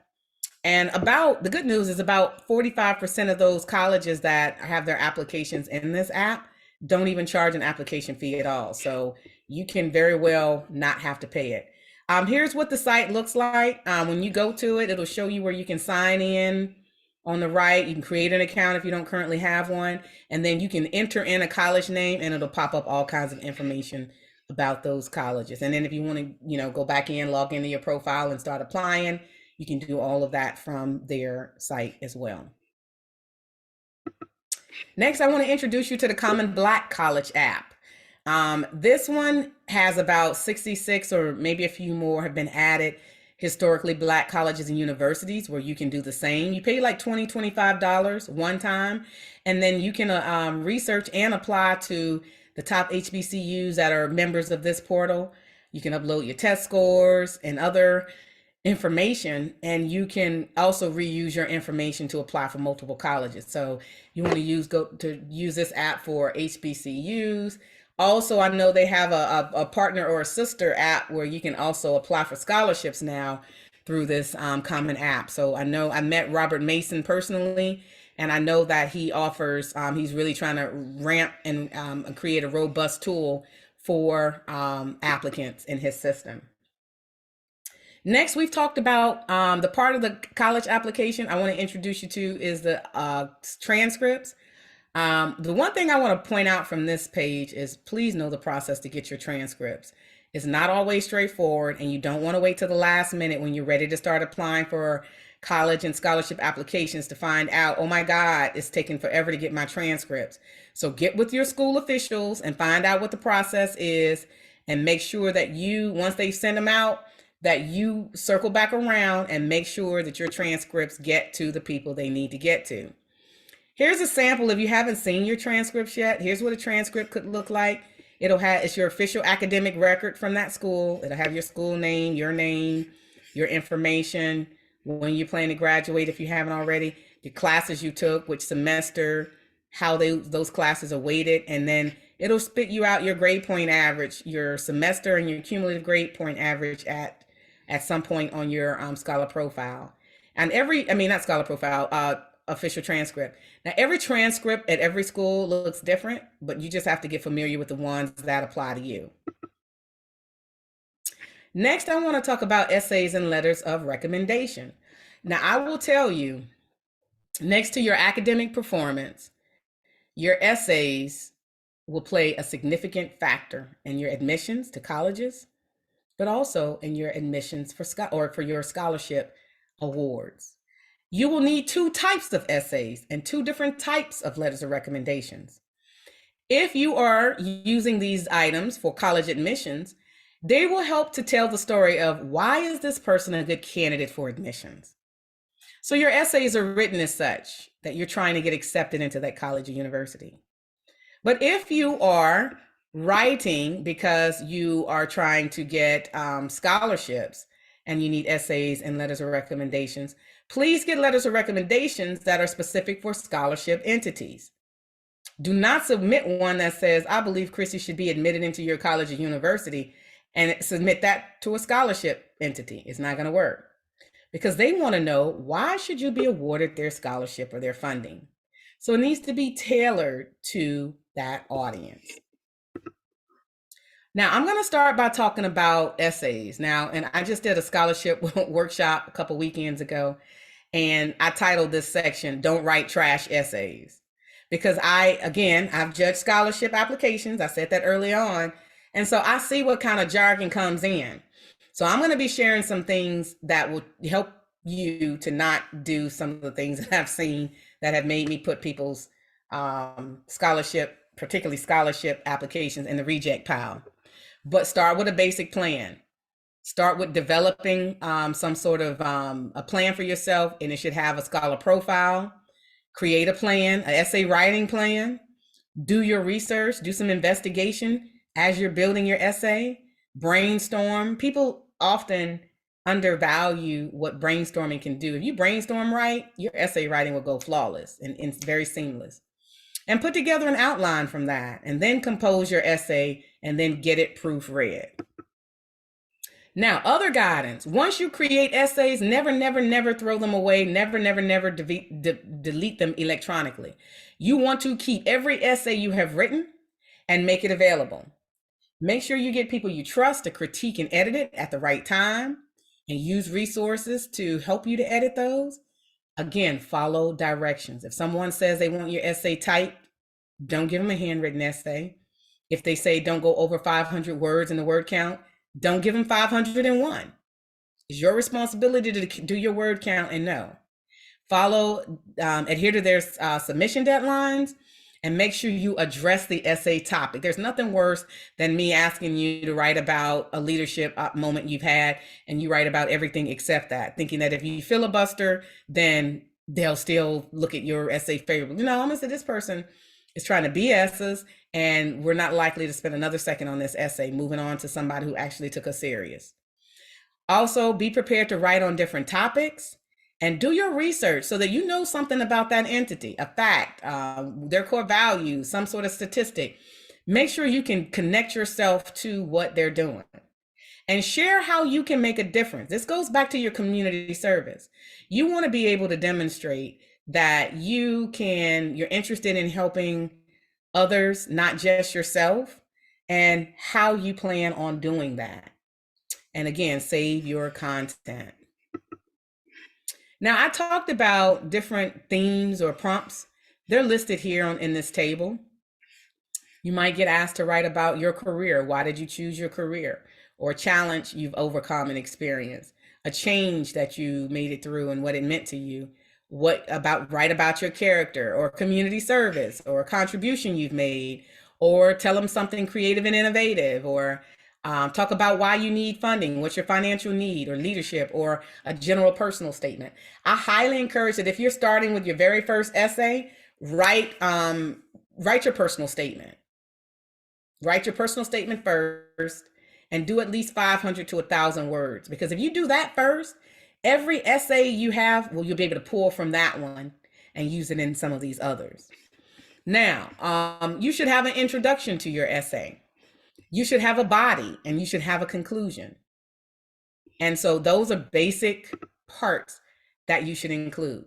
Now, I do have some students, both of adults and young adults, who might say, I hate writing. I hate getting it out on paper for the first time. Well, use your tools.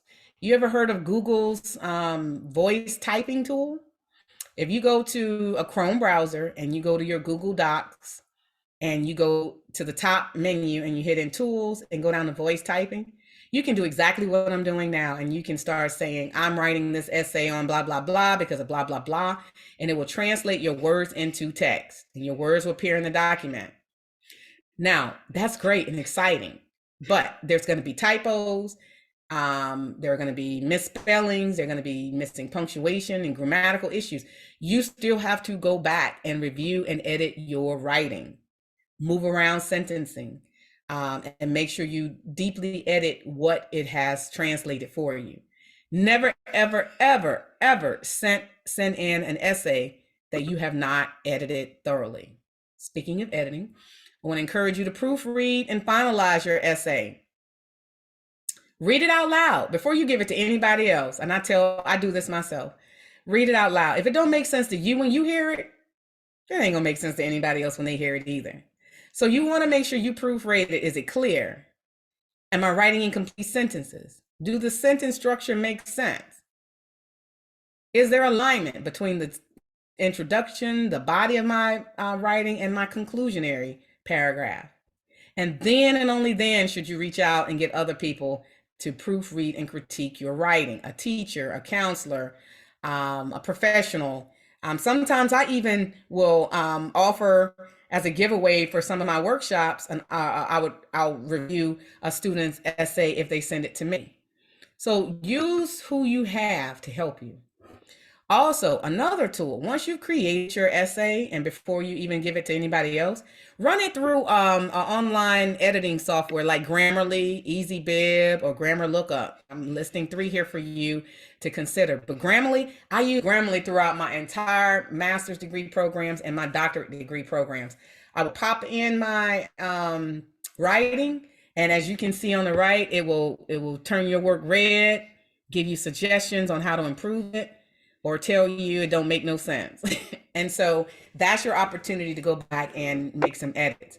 Now, I have written a lot. I've written multiple books. I have an ebook out, a scholarship ebook. I've written multiple 100-page dissertations, and I am not arrogant enough to think that my work is error-free. Everybody can strengthen their writing, and I would encourage you to make sure you do so.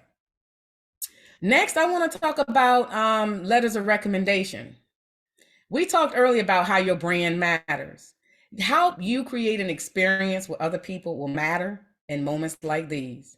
Imagine if you raised holy Cain with your teachers and your school counselors and your coaches, and now you need a letter of recommendation for a college or a scholarship application. And you're like, oh crap, I don't have nobody.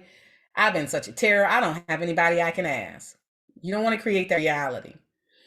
But when you get ready to ask for letters of recommendation, and I'm hoping you didn't set up that reality or your children haven't, but you want to make a list now. Start freshman year. Every year when you update your scholar profile, update your list of who can write you a letter of recommendation. Save their contact information, their email address, those kind of things. So when you need it later, it's already right there for you.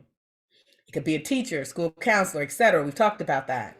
But make sure that you give them the instructions that you need. I need it by X date. I need it by in this format. I needed you to upload it to this site. It's your responsibility to share the instructions with your recommender. Give them an earlier deadline than you need. So if you need it in 2 weeks, then you want to get yours back a week from now so that you have a little buffer in between. And make sure it's up to you to follow up with them to make sure you get your letters of recommendation in by the deadline.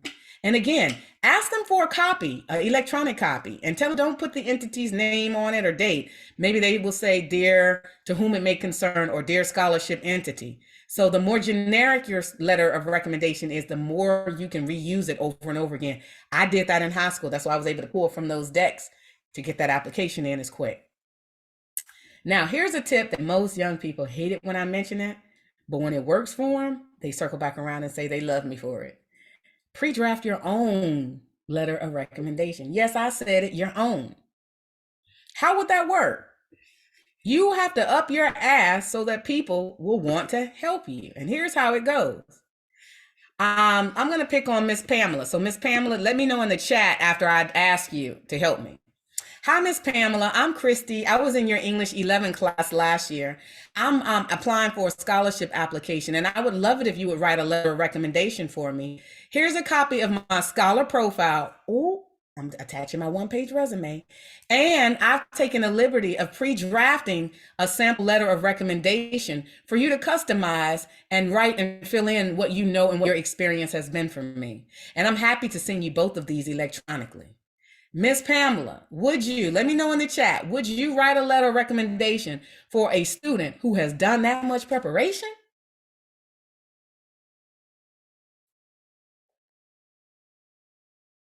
You can let me know in the chat or come off and mute and say yes.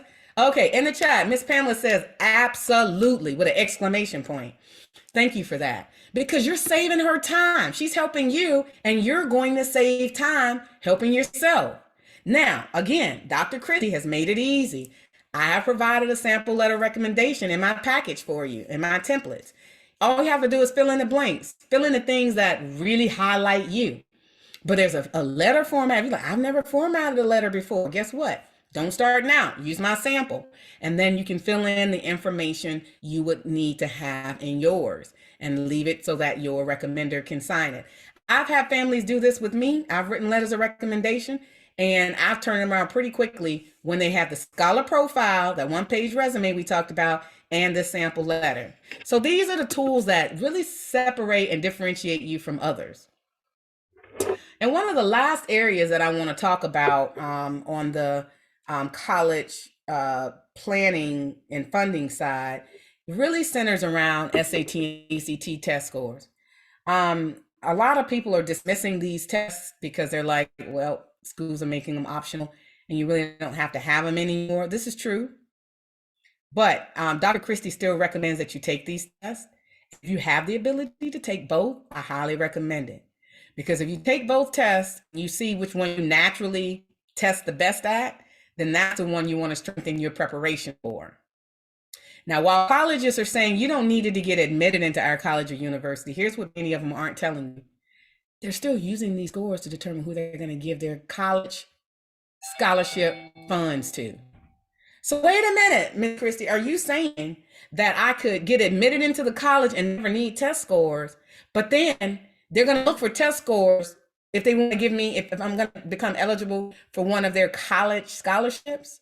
In some cases, yes. For their merit-based scholarships, yes. So I still encourage you to take them. Even if you don't use for admissions, submit them anyway for potential college funding and merit scholarship opportunities. Check with each college. They will tell you up front, yes, we use these for our merit-based scholarships, or no, we do not. So you will have that information as you are researching your colleges. So that research I tell y'all about, it matters all throughout here. The work you put in up front will save you so much headache later, and it will help you design a plan that I guarantee you it will be a winning plan for you. So I want to touch on quickly, what are the key differences between these two tests? Very subtle differences now. The SAT test, which is what I took years ago, 30 years ago when I was in high school, was horrific.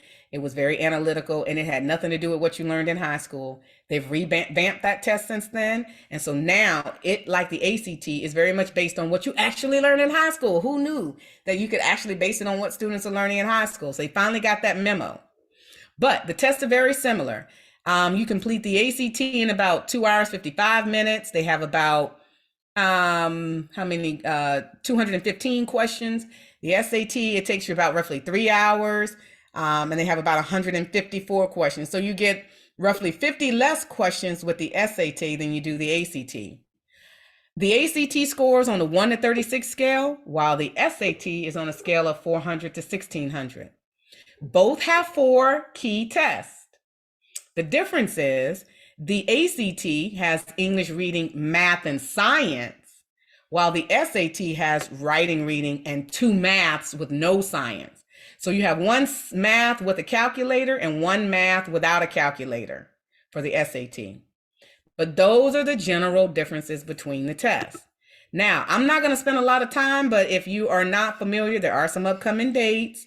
May has a date, June a date coming up soon for SAT, and same April, June, and May for the ACT. So if you are a junior or you have juniors, sophomores and juniors, and if you're a senior, well, seniors, you might have missed this window, but it's an opportunity for you to go ahead and get registered and to take these tests, or take them both. Now, one of the questions I often get is, Miss Christie, I took the test one time and I did okay, but I really want to strengthen my scores. How do I go about doing that? Well, take a prep course. Both of them have them. Both tests have prep courses. They have free ones. They have online ones. They have some in person. They have different price points. They have expensive ones. They have not expensive. Figure out what's going to work for you and your budget. They also have them where you can download and do practice questions on your mobile phones or your tablets. But those who retake the test after they prep generally have a 67% chance of improving their scores. So I've listed some of the prep resources here. Kaplan, Princeton Review has some great resources, Khan Academy, ACT Prep Online, and there are others. If you Google it, they will come up. But these are some of the ones that I generally have been recommending to students, and they've had a lot of success. Now, as we're getting to the end of our college admissions and planning talk, here's what I want to share. I want you to know that as you put together your college application, make sure you put together a checklist. Have the application in it, the transcripts, the essays or personal statements if you have to write it. If they ask for letters of recommendation, include those. Your test scores, make sure those are sent to the entities or provided if you need to provide them. Any financial need documents. Sometimes when you're even with college admissions, they might consider giving you additional funding if you can demonstrate with your college application that you do have a serious financial need. Attach those documents. Don't leave anything on the table. And if it's allowed, your scholar profile. Because when they look at your package next to this one or electronically on their screen, and they say, wow, Christie added this extra profile. Oh, I didn't realize she was involved with this, this, and this. Oh, wait, she took extra special time to provide this to us. Let's give her a few extra bonus points. That is your goal. Now, what happens after you apply? You're not going to sit around and twiddle your thumbs. You're going to finish high school strong. You're going to review await and review your college acceptance letters as they come in. You're going to take this time to finish the free application for federal student aid. We'll talk about that in the next workshop. And then you are going to apply for scholarships. Look for your financial aid award letters. Start comparing, see if you still have financial need. And then you're going to put together a list of things you need for college in your dorm room. What do you need for your dorm? What do you need to do to finish out and get graduated? But you want to start putting together that list.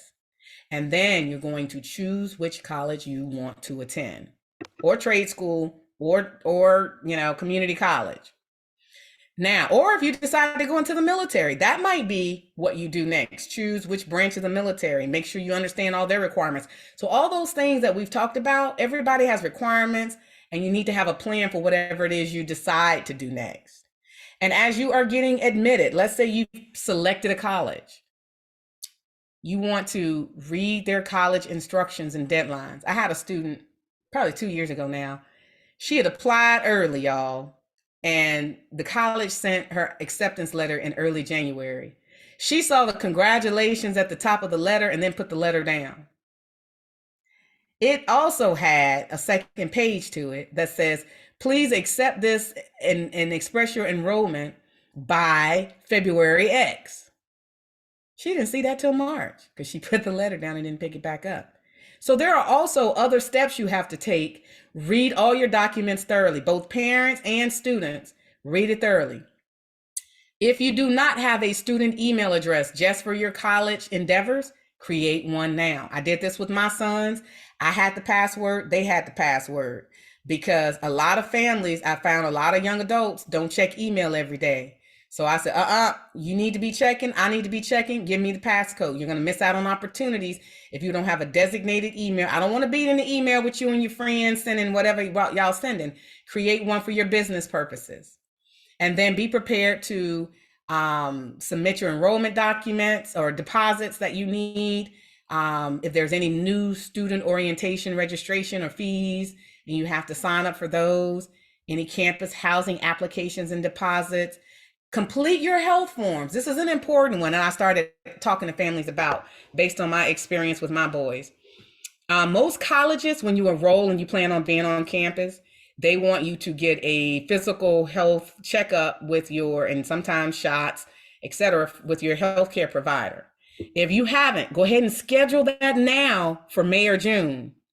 Get those scheduled and take this health form in and get it done. The reason why I'm saying schedule it now, because usually by the end of the summer, everybody's getting their physicals in for the next school year, and your doctor's office will be booked quick.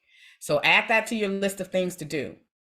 And then as you are finishing up your senior year, make sure you order your final transcripts from every high school you've attended. If you do dual enrollment and you're in high school and community college, get all of your transcripts, a final copy for yourself. Send it to your college that you're planning to attend, because they will need your final transcript from high school. If you are an athlete, a scholar athlete, and you're planning to play sports in college, the NCAA will need you to send those transcripts to them. And make sure you have copies, and you can get easy copies for your scholarships. And then keep looking for scholarships. So that brings me to the end of the talk on college and career planning.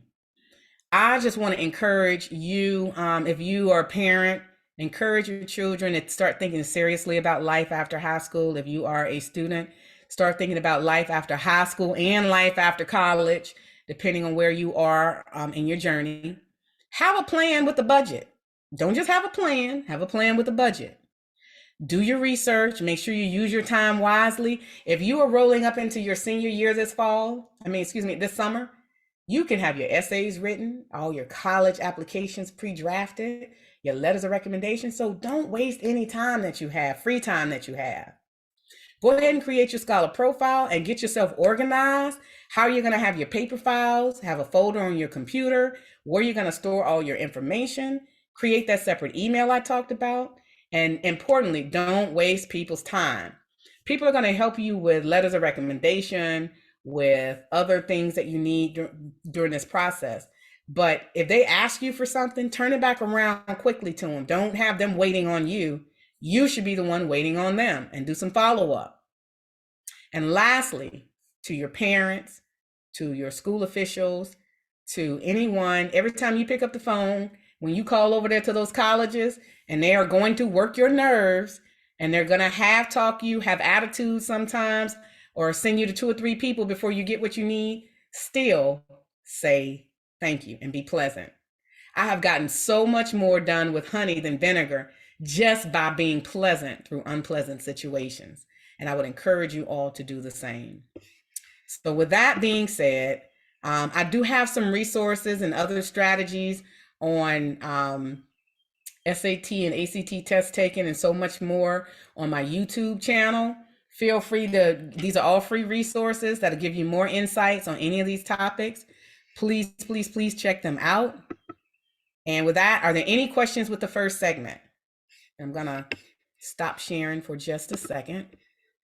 I don't think everybody may be off camera, but I just want to stop sharing for a moment. Any questions about segment 1?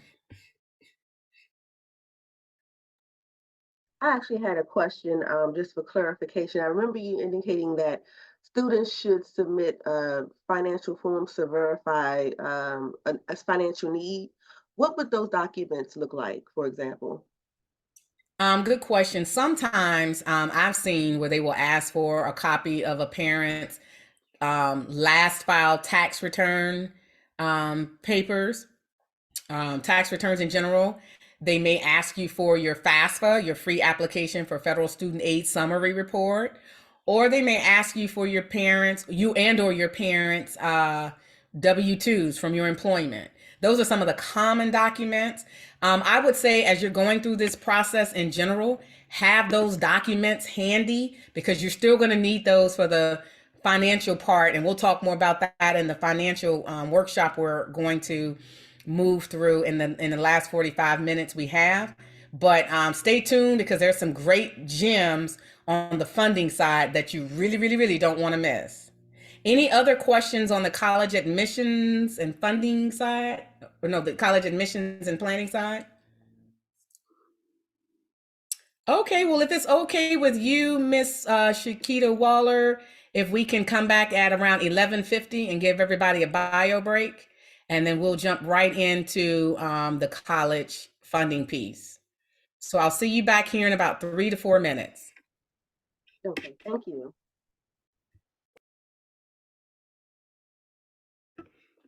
All right, all right. We are back in effect now, and I will tee up the next discussion as everyone rejoins us. So just to recap, we spent first part of our segment talking about college and career planning. And that's really to jumpstart. What do you want to do? What are you thinking about doing next with life after high school and or college? And then we talked about how do you choose a career? How do you maneuver to get the right education and training you need for that particular type of career? And some of the parts that go with applying for those opportunities so that you can position yourselves to get accepted into those colleges, universities, vocational, trade school programs. Now, as I talked about in part 1, many families say, hey, we got accepted or I'm in those programs, but now I'm trying to figure out how to pay for it. So we want to spend the remainder of our time, and I know we're going to wrap up around 12:30. So I want to really dive into some of the highlights on the funding side to really help you to understand that you can get your education without going broke, without, if you don't have the financial resources. There are lots of resources that are out there and available to families. And sometimes it's a matter of us asking and it's a matter of us researching. But I want to kick off this second segment on college, go back, college funding and scholarship strategies by asking the question, what is your plan to pay for your college education?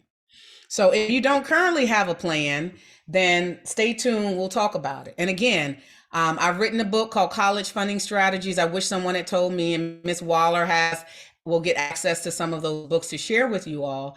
But I've introduced 10 strategies that really are geared around not just getting funding, but how do you make sure we can help you to graduate debt free. I also have workbook templates for this book too, and you'll hear me introduce some of those. Now, those strategies that are in my book and workbooks, these are not things that sound good and that haven't worked. I have helped thousands of families to do just that, have a debt-free education, minimize their student loans, or get other educational opportunities to them for them without going broke. Now, these are two young men who are near and dear to my heart, who sometimes when you're close to people who do this, they tend to actually value it less. But the one on the left is a cousin of mine, and the one on the right, the football player, that's my youngest son. And both of them had debt-free education success stories because they didn't have a choice but to use my strategies, but they were willing to use these strategies. And that's the first step. You have to be in the right mindset, be willing to roll up your sleeves and do a little bit of work on the front end. I always tell families, you're either going to sacrifice on the front end with your time and your effort, or on the back end with your money. You decide. And I decided that I was going to try to help them on the front end.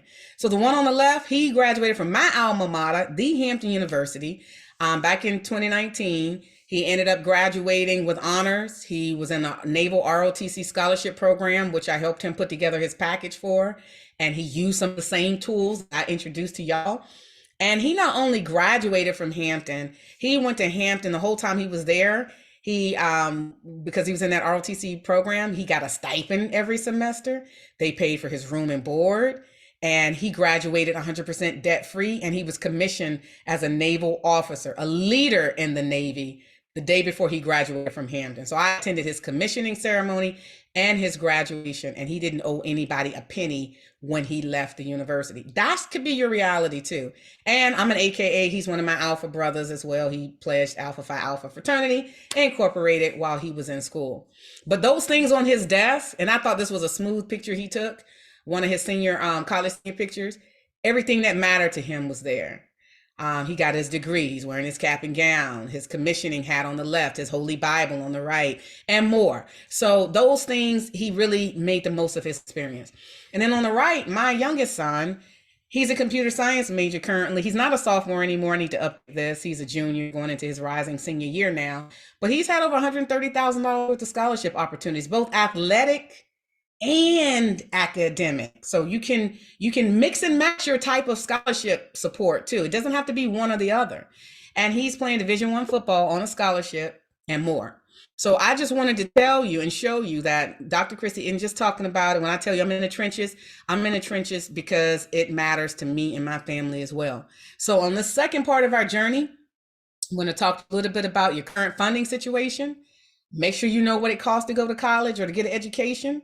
We'll talk about having a customized funding plan. Everything I do is about having a plan, y'all, if you haven't figured that out yet.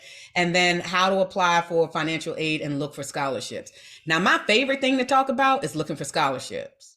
So you will see a lot of conversation around that in this second half. Now, I'm not going to spend a lot of time. So the same way I told you in part one, think about your current reality and situation. You should do that with your funding. And you should do them at the same time. So while you're looking at what is my career I'm interested in, what colleges, you should be thinking about how am I going to pay for it? Do I want to live on campus or not? Do I want to go to a public or private school? Because those have financial implications, as we already discovered in part one. What's the cost to go to that college or university? You already have that information from part one because you've already researched colleges, schools, and your educational opportunities. And then have you had the discussions with yourself and your parents about how much you've saved for college and school? And if you haven't saved anything, that's okay too. Sometimes our reality is just that we're trying to make it every day. And so I'm going to be real with you. That might not be everybody's reality, but at least having the conversations will force how you put together your plan or inform how you put together your plan next. So have those conversations about how you're going to pay for your education and what do you need to budget for those expenses. So that's really what I want you to think about when you think about your current situation. Most of you or most of your children might be either in the late stage or they're already in the spending stage where they're already in school. or they're about to go to college or figure out what they're doing after high school. So those are the areas that we're really going to focus on in our talk. But to kind of kick that off, I think it's important to know what it costs to go to school. So the cost of attendance, you'll hear people say, well, the cost of attendance it's really just how much college is going to cost. And you need to be thinking about that as you're choosing a college, university, vocational school, community college. I really don't care what type of education. You need to be thinking about these things. There's two categories of costs. You either have a direct cost, which is paid directly to the college or university, and that could be tuition, room and board, how you're going to eat, where you're going to live, the tuition itself, or indirect costs, which are costs that you incur, like books, maybe online course material fees, supplies. Maybe you have personal expenses like your cell phone bill, laundry, medical, transportation. Maybe you need a car if you're commuting or your family's far away, you need to travel home. Those are indirect costs, things that you're going to have to pay out of pocket, but you don't necessarily pay them to the college or university.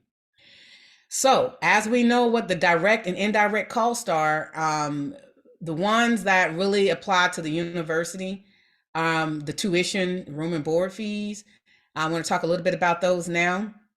Every year with inflation, we've seen that these costs have been incrementally increasing, and it's getting more expensive to go get an education of whatever type of education you're seeking. But what did Mr. Christie tell you in part one? I'm going to emphasize it again. Go where you can afford. So as you look at this chart from a U.S. News article, and this was just from 2019, 2020, I could update it, but it's still going up at a similar proportion and ratio. If you go into a public in-state school, it's roughly around $10K. That same public in-state school will cost you $22K, almost double, Miss Christie, just because I don't go to school in that state? Absolutely. So you have to know this when you're picking colleges, in-state, out-of-state, and what those costs are. And if you go into a private school, it's going to cost you almost 3 times as much as that in-state public school. So you have to know these things as you're making your decisions. Now, I also tell my students time is money. So for those students that like to get to a 4-year school, for example, and don't graduate because you're playing around, goofing off, taking the same classes 2 and 3 times, if you take that same 4-year degree and it takes you 6 years to get that degree, instead of you paying 35% of what it costs to complete that 4-year degree, if you do that in 4 years, the students who completed in 4 years, probably roughly 35%. Those who take 6 years, close to 60%, they're going to pay more for the same degree because you're paying for extra classes, the same classes over multiple years. Same with the private school. You're going to pay even more if you play around at a private school. So I tell my students and my children, go and graduate. This is a high place and a high cost to play around because it's not free. So I talk about time as money because you want to get in, get out, get your degree, and save yourself a lot of time and money. Next, I want to go back to creating a funding plan. You can actually have your college funding plan or your educational funding plan and your college career plan together. You don't have to create 2 different ones. If you're going to have a joint one, you can just add those things that apply to your funding to the plan. It looks very similar to what we described in part 1, so I'm not going to go through it in its entirety again. But the cost, if there's anything that costs you money, add that to the plan. If there's things that are time sensitive, add those to the plan and put them at the top so you can see it. But have a plan. Now, once you have a plan in place, I want you to think about different ways that you can fund your college, because that's going to affect what you put on your plan. Because if you know you need to apply for scholarships, then you could have search and apply for scholarships on your plan. Apply for the FAFSA, free application for federal student aid.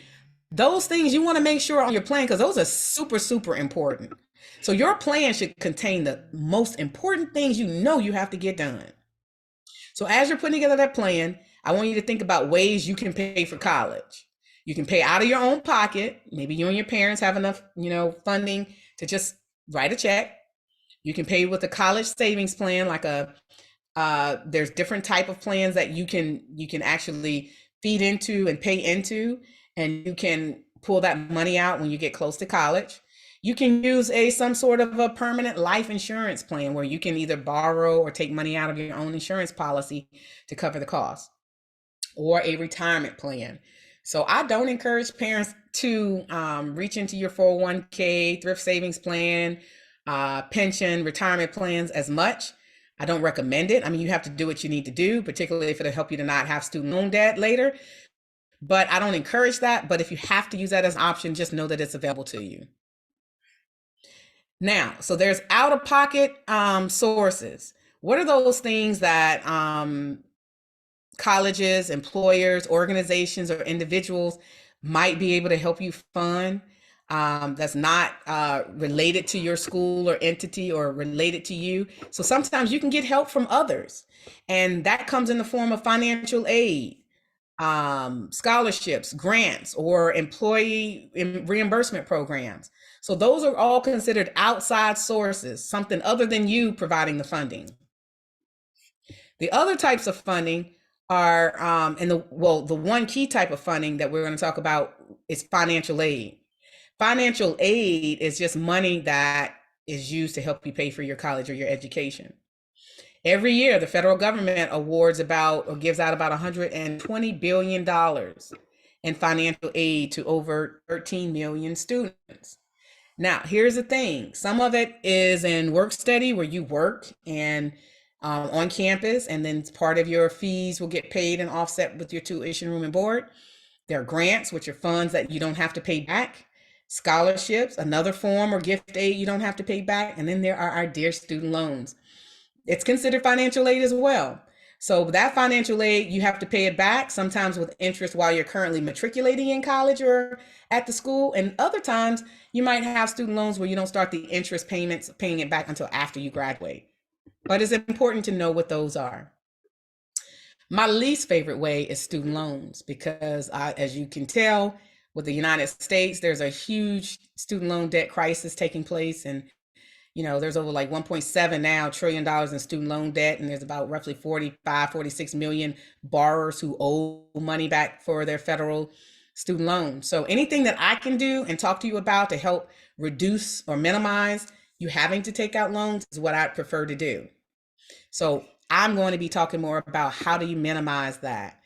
This is just a snapshot. I'm not going to talk a lot about it, but these are the top 10 states that have high student loan debt. California, Texas, Florida, New York being at the top, and Georgia, top 5 areas with the highest student loan debt. It's encouraging. We don't see Maryland in the top 10 or Virginia, where I am, but we still want to make sure we're conscious of anything we can do to minimize that. So with that financial aid discussion, I do want to talk to you about the free application for federal student aid. This application is referred to as the FAFSA, and that's how I'm going to refer to it moving forward. In this year, December, they created a brand new online form for the 2024-2025 academic school year. So if you want to get any form of federal financial aid, you must have a FAFSA on file. It is completed by every student every school year that you're going to college. So every year you have to update this form, and it's used so that you can get access to federal financial aid and some state financial aid.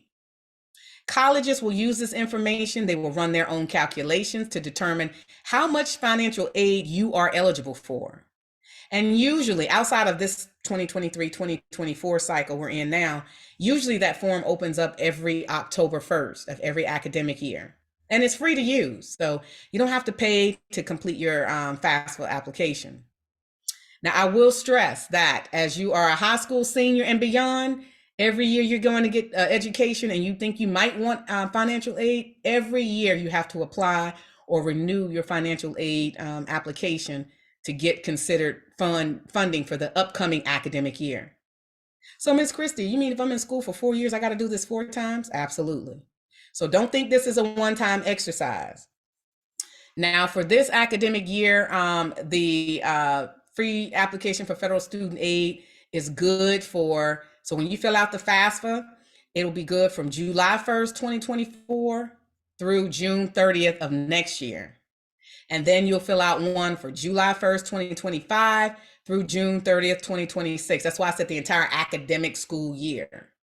And the deadline to complete your FAFSA is June 30th, 2025. So every year they have a deadline for when you must complete it. Now, I need to share, and this is one of the first times I'm sharing what's new about the FAFSA than what we had before. So starting this year, upcoming school year, July 1st, 2024 through June 30th, 2025, they're going to be using this new form. The good news is that it's streamlined, it's an easier user experience. They've updated their student aid calculations in this application, and they've expanded who gets eligibility for federal student aid. So basically, there's going to be an estimated 7.3 million students who, from low income backgrounds, now will be eligible for federal Pell Grants. Now, keep in mind, Pell Grants are funds that you don't have to pay back. So a number of low income families are going to know pretty soon after they finish their FAFSA if they're going to be eligible for Pell Grants. And everyone, so if you are a parent and you have a student who works and you have a co-parent and y'all are all contributing to your child's financial upbringing, all the parents or guardians or biological adoptive parents or spouses will be required to complete this information for that student's federal FAFSA application. And every individual will need their own studentaid.gov account, because you're going to have to go in and sign some things. The other parents going to have to get in and sign. The students have to get in and sign. And so there's no way for everybody to sign one application without them having their individual accounts.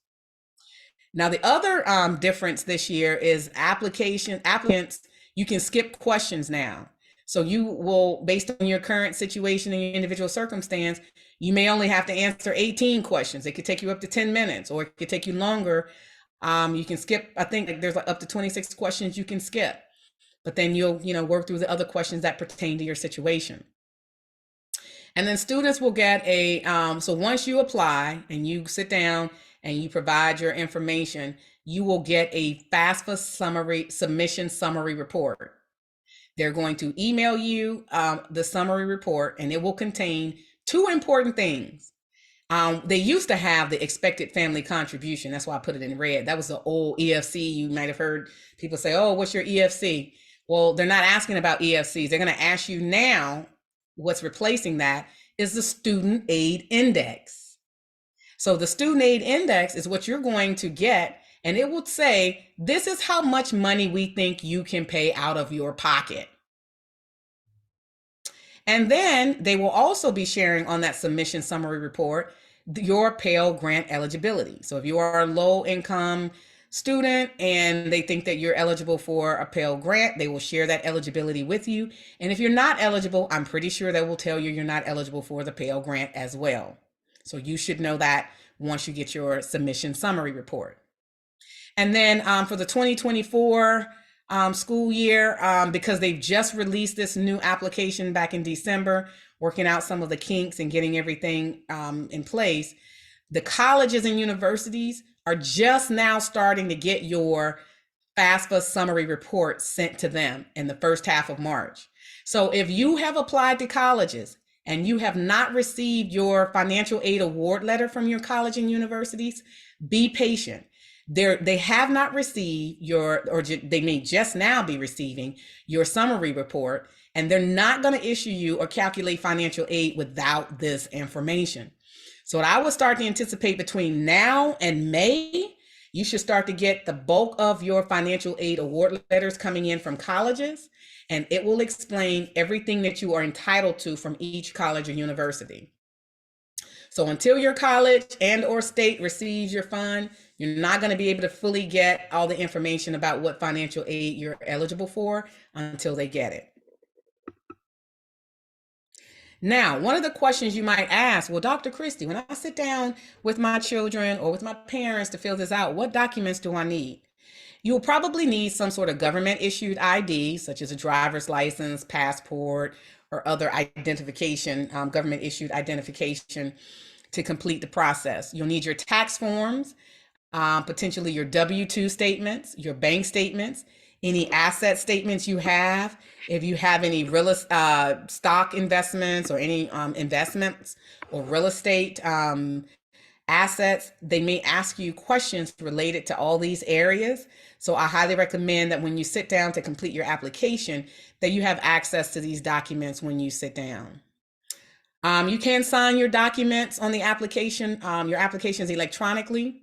And again, every student and contributor must have their own account and own FAFSA ID, because that's how you'll be able to sign it. Also, you will need to add all those schools, colleges, universities that you are thinking about attending. You don't have to have made a decision at this point, but let's say you have 5 schools on your list. Send your FAFSA at one time to all 5 schools. Even if you haven't completed your college admissions application yet. If once you're in here, you can send this ahead of time to those colleges, universities, and schools. So highly recommend you do it. So now you see why Dr. Christie said in part 1, have an idea what your careers are and majors, then pick your colleges, because now you're gonna need that information to be able to submit your financial aid. And students will receive a report, that submission summary report with your student aid index, and you'll get that information about your Pell Grant at that time once you've completed the process. Now, I love this diagram because it's the simplest way for me to explain to you why the FAFSA matters and how easy it is to navigate through it and what you should expect. So what we've all just talked about was in this blue box. You as a parent or parents and students, you sit down, you complete your FAFSA, you select the schools and make sure it gets sent to the colleges, universities, and other schools you might want to send it to. Then what you should expect once you hit submit, you'll get an email with your FAFSA submission summary report. It will give you your student aid index and your Pell Grant eligibility. Then it will also send that to the colleges and universities. And I think this year, they're going to send you an email when they send it to the colleges, so you'll know the colleges finally got it, which I think is good because this year is different. And you don't know when you're going to get a financial aid letter, and you don't know when the colleges get their information from them. So I did read that they will be sending you an email saying, hey, heads up, we just sent your information to your colleges. So now you can start calling the colleges and saying, what's up? Where's my financial aid award letter? Then in this green box, the colleges are going to calculate your financial aid. Every college calculates it differently. So it will vary by college. Some colleges will offer you more in student loans and less in scholarships. Others may offer you more in scholarships, less in grants and financial aid student loans, or work study, but everyone will share with you what they're offering. And then they're going to send you a financial aid award letter, and it'll spell all those details out. It'll say how much financial aid you are going to get from that college and university. Even if the college and university gives you merit scholarships, it should be outlined on that as well. Next, once you review all your financial aid award letters, and review them all, and if something doesn't look right, go back to the school and get it corrected. But compare them against each other from all the colleges you applied to and all your financial aid award letters, and then you decide which one is going to work for you financially. And so once you look at it, you're going to have to ask yourself this question: do I have out-of-pocket expenses? Do I have enough financial aid in this award letter? Do I have student loans in this award letter? Do I have to pay out of pocket? If the answer is I have enough financial aid and I don't have to pay out of pocket, and it's a yes, great. But if your answer is I don't have enough financial aid, or I'm going to have to pay out of pocket, and it's no, Dr. Christie wants you to start looking for scholarships and grants as soon as possible. That is where I'm going to spend the rest of my time. So ideally, I want you to be thinking about out of pocket. This is the least ideal situation in blue, where all this in blue, you're spending all this out of pocket. No, this is the reality. I would prefer you to have more in green, gift, scholarship aid, maybe some, a little bit of work study, less on the student loans, and less out of pocket. But it'd be great if it was all green, which is where I try to get students to go to school debt free and not have to worry about that. But with the rest of the time I have about 15 minutes to share with you some of the key points about applying for scholarships. So I'm going to go through this kind of fast.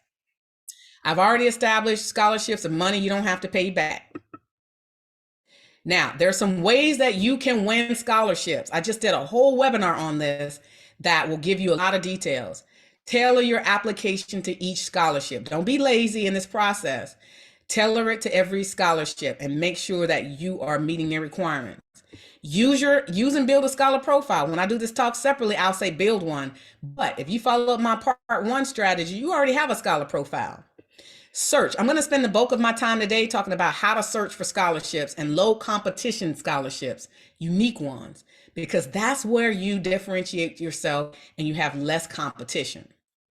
And then create a list and track your scholarships, and don't write those trash essays we talked about. But I've already talked a lot about essays, so I'm not going to talk about it much here. But when it comes to tailoring your application, just know here that most scholarship applications look very similar to college applications. There are a few changes or differences. Sometimes they will focus a lot more on financial need, but they still want to know about scores, test your transcripts, whether you, they might require you to write an essay, they might allow you to have, they might require letters of recommendation, and they might require you to have a scholar profile.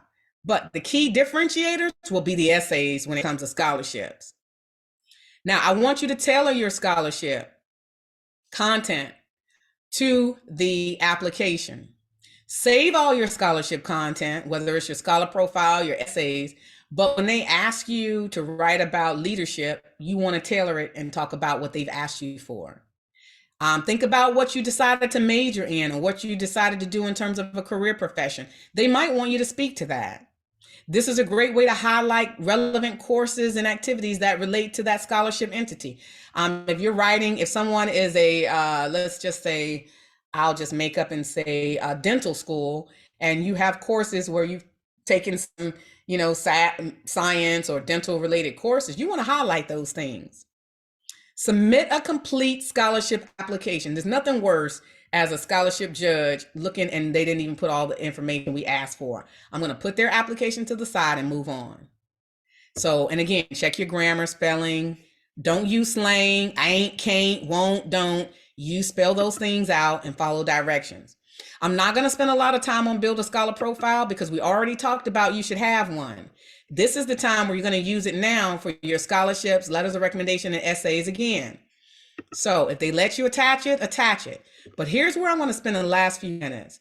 Search for unique and low competition scholarships. Low competition scholarships means not that many people are applying. So look for the ones that are small scholarship award amounts, $500, $1,500, $2,000. They add up. A lot of people don't take the time applying for them because I'm not applying. It's only $500. Well, guess what? They didn't apply. So that means that entity might not get very many scholarships, but mine might be one of the ones I'm going to make sure it's submitted. Go after the scholarships where few people know they exist. Few people even apply for them. Few people are even eligible for them. Few people want to write the essays. Don't be lazy like a lot of teens and young adults I have tell me, I don't like writing essays. This isn't about what you like. This is about what you need to do to position yourself well. So get your mind right. Fine. And then few people want to get those letters of recommendation. So whenever they ask for these things, you jump on it because a lot of people are just going to pass them by. No one is you. So focus on what makes you unique. And the more you focus on what makes you unique, the more scholarships you're eligible for that other people won't be. Now, this is going to be an interactive exercise. So I want y'all to use the chat, but we're going to read this scenario. And then I want you to say how many or what types of scholarships do you think Gloria can apply for? Gloria is a Japanese American high school senior with a 3.92 GPA who lives in Virginia. Gloria wants to attend college and major in chemistry. She can also play the piano well. She's very smart, but has concerns that her ADHD might hinder her from learning at the same pace as others in college. Gloria is also concerned that she cannot afford college because her father died during COVID and her mother's income is low. She reached out to me because no one in her family went to college and they do not understand the college funding process. What type of scholarships do you think Gloria can apply for? Just type any one. You don't have to say how many. Just type what types you think in the chat that you think Gloria can apply for. Anything sticks out to you? What makes Gloria unique? What does Gloria have working to her benefit? Anyone?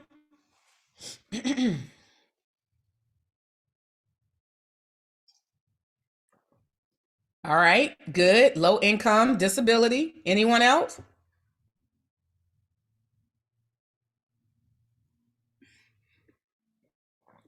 Good. High GPA. Excellent. Merit-based scholarships. Excellent. All right, so in the interest of time, I'm going to go to the cheat sheet on the next page and show you. When I talk, this is actually a student who called me. I changed the name to protect the innocent and some of the details, but very similar to a conversation that I had from a student who got my phone number from inside of my books. She called me up and she was surprised that I answered. So when she started talking, I need help, I don't think, I'm discouraged. And then she started telling me all these things that I just shared with you. And I just listened. And as she listened, I was like, okay, these are all things that I know she can apply for. I came up with at least 13 easily, just from a 5-minute conversation. She's a female. There's scholarships for just females. She's a minority. There's scholarships for minorities. There are scholarships for minority females. She's a high school senior. There are scholarships for minority Japanese American high school seniors. See how I narrowed that down to now only a small percentage of people can apply? Can you imagine putting in a Google search, scholarships for Japanese American female high school seniors? Not that many people can apply for those. She's all of those things, and she has a high GPA, merit-based. She lives in Virginia, so now she can start looking for state scholarships, people who are looking for students in a particular state, locality, county. Her major, she wanted to major in chemistry. That's a STEM profession. The more specific you are with your career major, the more you can narrow down who's interested and who has scholarships for that. Makes you unique. Her arts and talent, she plays the piano well, has ADHD, and we already highlighted the learning challenge or the disability. Whether you have a learning challenge, a medical disability, there's scholarships for all of those things. The fact that her father died during COVID, there are people who are still giving away scholarships for families that have been impacted by COVID, or scholarships for students who have a deceased parent. Or we talked about the low income scholarships. First generation, she said no one in her family went to college. So that's your cue for first generation scholarship. So as you can see, out of one quick thought about who you are, this is why Dr. Christie says, focus on what makes you unique. Because as you focus on what makes you unique, it will drive you to different type of scholarship opportunities that you qualify for. Gloria thought her situation was a negative one. And by the time she talked to me, I helped her to see that there were nothing but positives about her situation that would really position her well to look for different type of scholarships, whether they were need-based, merit-based, academic, interest-based, playing the piano, military, ROTC, like my nephew or my cousin actually, and my son who had the athletic scholarship, or the major career, or even demographics. And I didn't add this category, but because she was a female, gender, ethnicity, what year you are in school. There's so many different type of scholarships that I don't want you to get so overwhelmed with that or underwhelmed thinking, I really don't think I can apply for, there's any scholarships for me. There are definitely scholarships that are less competitive because of your uniqueness. And the one question I get all the time is, where can I find scholarships? And I have to remind families, Google it, Google it, Google it. There's also, there's scholarships everywhere. And there's also a lot of keywords that I would highly recommend that you use. Like in Gloria's case, when you start combining keywords and getting more specific with your searches, you will reduce the scholarships that are more for you and who else can be eligible for those. So always put in the year, like Virginia 2024, she lived in Virginia. STEM applications for 2024. Because that way you're not going to get 2023, 2020, 2018 scholarships. You want those that are coming up that are relevant to you now. If you want, and I always say the sweet spot is around $1,000, put it in and apply for all those. Female scholarships, and you name, and start combining specific words. Minority, female with ADHD for 2024. So those will land you more specific scholarship searches than you would think to apply for. Once you start searching for scholarships, again, here's another template. I want you to use the funding scholarship tracking spreadsheet and start filling in every time you find a scholarship that you're eligible for. Put those on the list, all the information about it, and then sort them by the deadline. I tell families, don't get overwhelmed with trying to apply for 50 scholarships at one time. When you sort them by the deadline, we're in March. So if you were sorting in by the deadline in March, you will see all the April ones come up to the top. So guess what? You sit down with your child, with your parent, and you say, all right, Christy, we're going to target all the scholarships that are coming up in April only right now. Then you get to April and you target the ones coming up in May. So that is the value. You don't get overwhelmed. You use all the documents and all the approaches in the system that I've shared to keep you from being overwhelmed. Because if you do a little of these things every day over time, you will not be overwhelmed and you will get much success from this process. Now, again, I'm going to share that I don't want you to write trash essays. And the only thing I'll say about that is don't wait till the last minute. Start out with something that's going to grab the judge's attention. Don't start out with, this essay is about, don't restate the prompt. Don't start out with my name is, don't start out with it all started when or with, and don't start out with a quote. You want to start by telling a compelling story that gives them more insight into who you are, what you've experienced, and how it made you feel. But what I do want you to do is have a theme to your essay. Make sure you tell them, give them a chance to get to know you. Talk about things like a challenge you had, how you overcame it, how you accomplished your goals, what inspired you, what did you learn new about yourself, and how you plan to make a difference. Talk about some community service or passion you have. But at the end of the day, make sure you talk about something that relates or matches to that organization. Do your research and make sure you go to their About Us page on their website and find something that you can connect to. And at the end of the day, have a checklist about what you're doing with your funding. You got a plan at the beginning, have a checklist when you're submitting your either your FAFSA or your scholarship applications, and make sure you are submitting everything you need to submit. And so with that being said, I want to just encourage you to be willing to put in the hard work, get your FAFSA completed. Make sure you follow up with every entity, the colleges and the scholarship entities, to make sure that your applications were received. They have all the information they need. And I would encourage you to put together a winning system that works for you. And when students ask me, well, Dr. Christy, how long should I apply for scholarships? And I tell them every year, all year, every year, until you graduate debt-free or have enough funding so you don't have to pay for it out of pocket.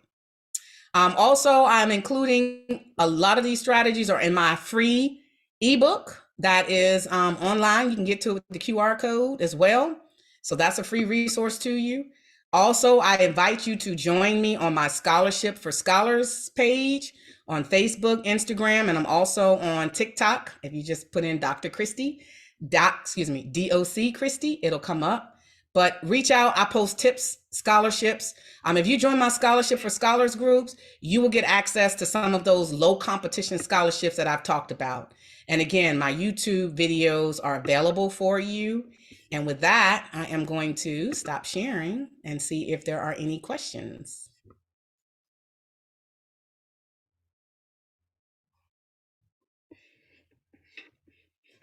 You can come off of mute or ask it in the chat if you have any final questions as we're at the end of the talk. But what I'll say while you're thinking about any questions you have, thank you again, Ms. Waller, for the opportunity to be able to come and share. I will make this recording available to other families in your community for you to share with them who might not have been able to join us today. Thank And if you. and I'm a resource to you at any point, you and or your families, if you have any follow-up questions, I am certainly happy to share anything that I know. Thank you so much. This workshop was very insightful, very impactful. And there was a lot of information, a plethora of information that's very useful and vital. Excellent. And so thank Mary, you to the families. Yes. Then here's someone thank want you so much. This is Frank here. You have opened up my eyes. Mhm. There are a lot of scholarships that are catered to different demographic. I'm a 59-year-old man with 4 sons, 3 in college, 1 in high school as a junior. I want to go back to school. Never graduated. Again, my children can use first generation college attendee or graduate. And I also want to search for scholarship for people in my age group, you know. Yeah, so there are a lot of things that you have shared in this short time that are very helpful. So thank you so much. God bless you abundantly. And I pray that God give you more strength to share with other people who are in a situation like me or other family. Thank you. God bless you and your family. Thank you, and God bless you too. And I'm so glad you mentioned that, because when I talk about the scholarships and what journey you're on, in terms of education, please know that there are so many opportunities at every age group. Every time you have a decision point, you want to pivot professionally or go back and get additional education, please stay encouraged to know that there are funding resources, scholarships, grants for every age group, not just high school seniors, but current college students and working professionals who want to go back even part-time or online. There are so many resources. So thank you for sharing that, because I think that's going to be an encouragement to others as well, Frank. So thank you. All right. Well, thank you all for your time today. I'm going to stop recording.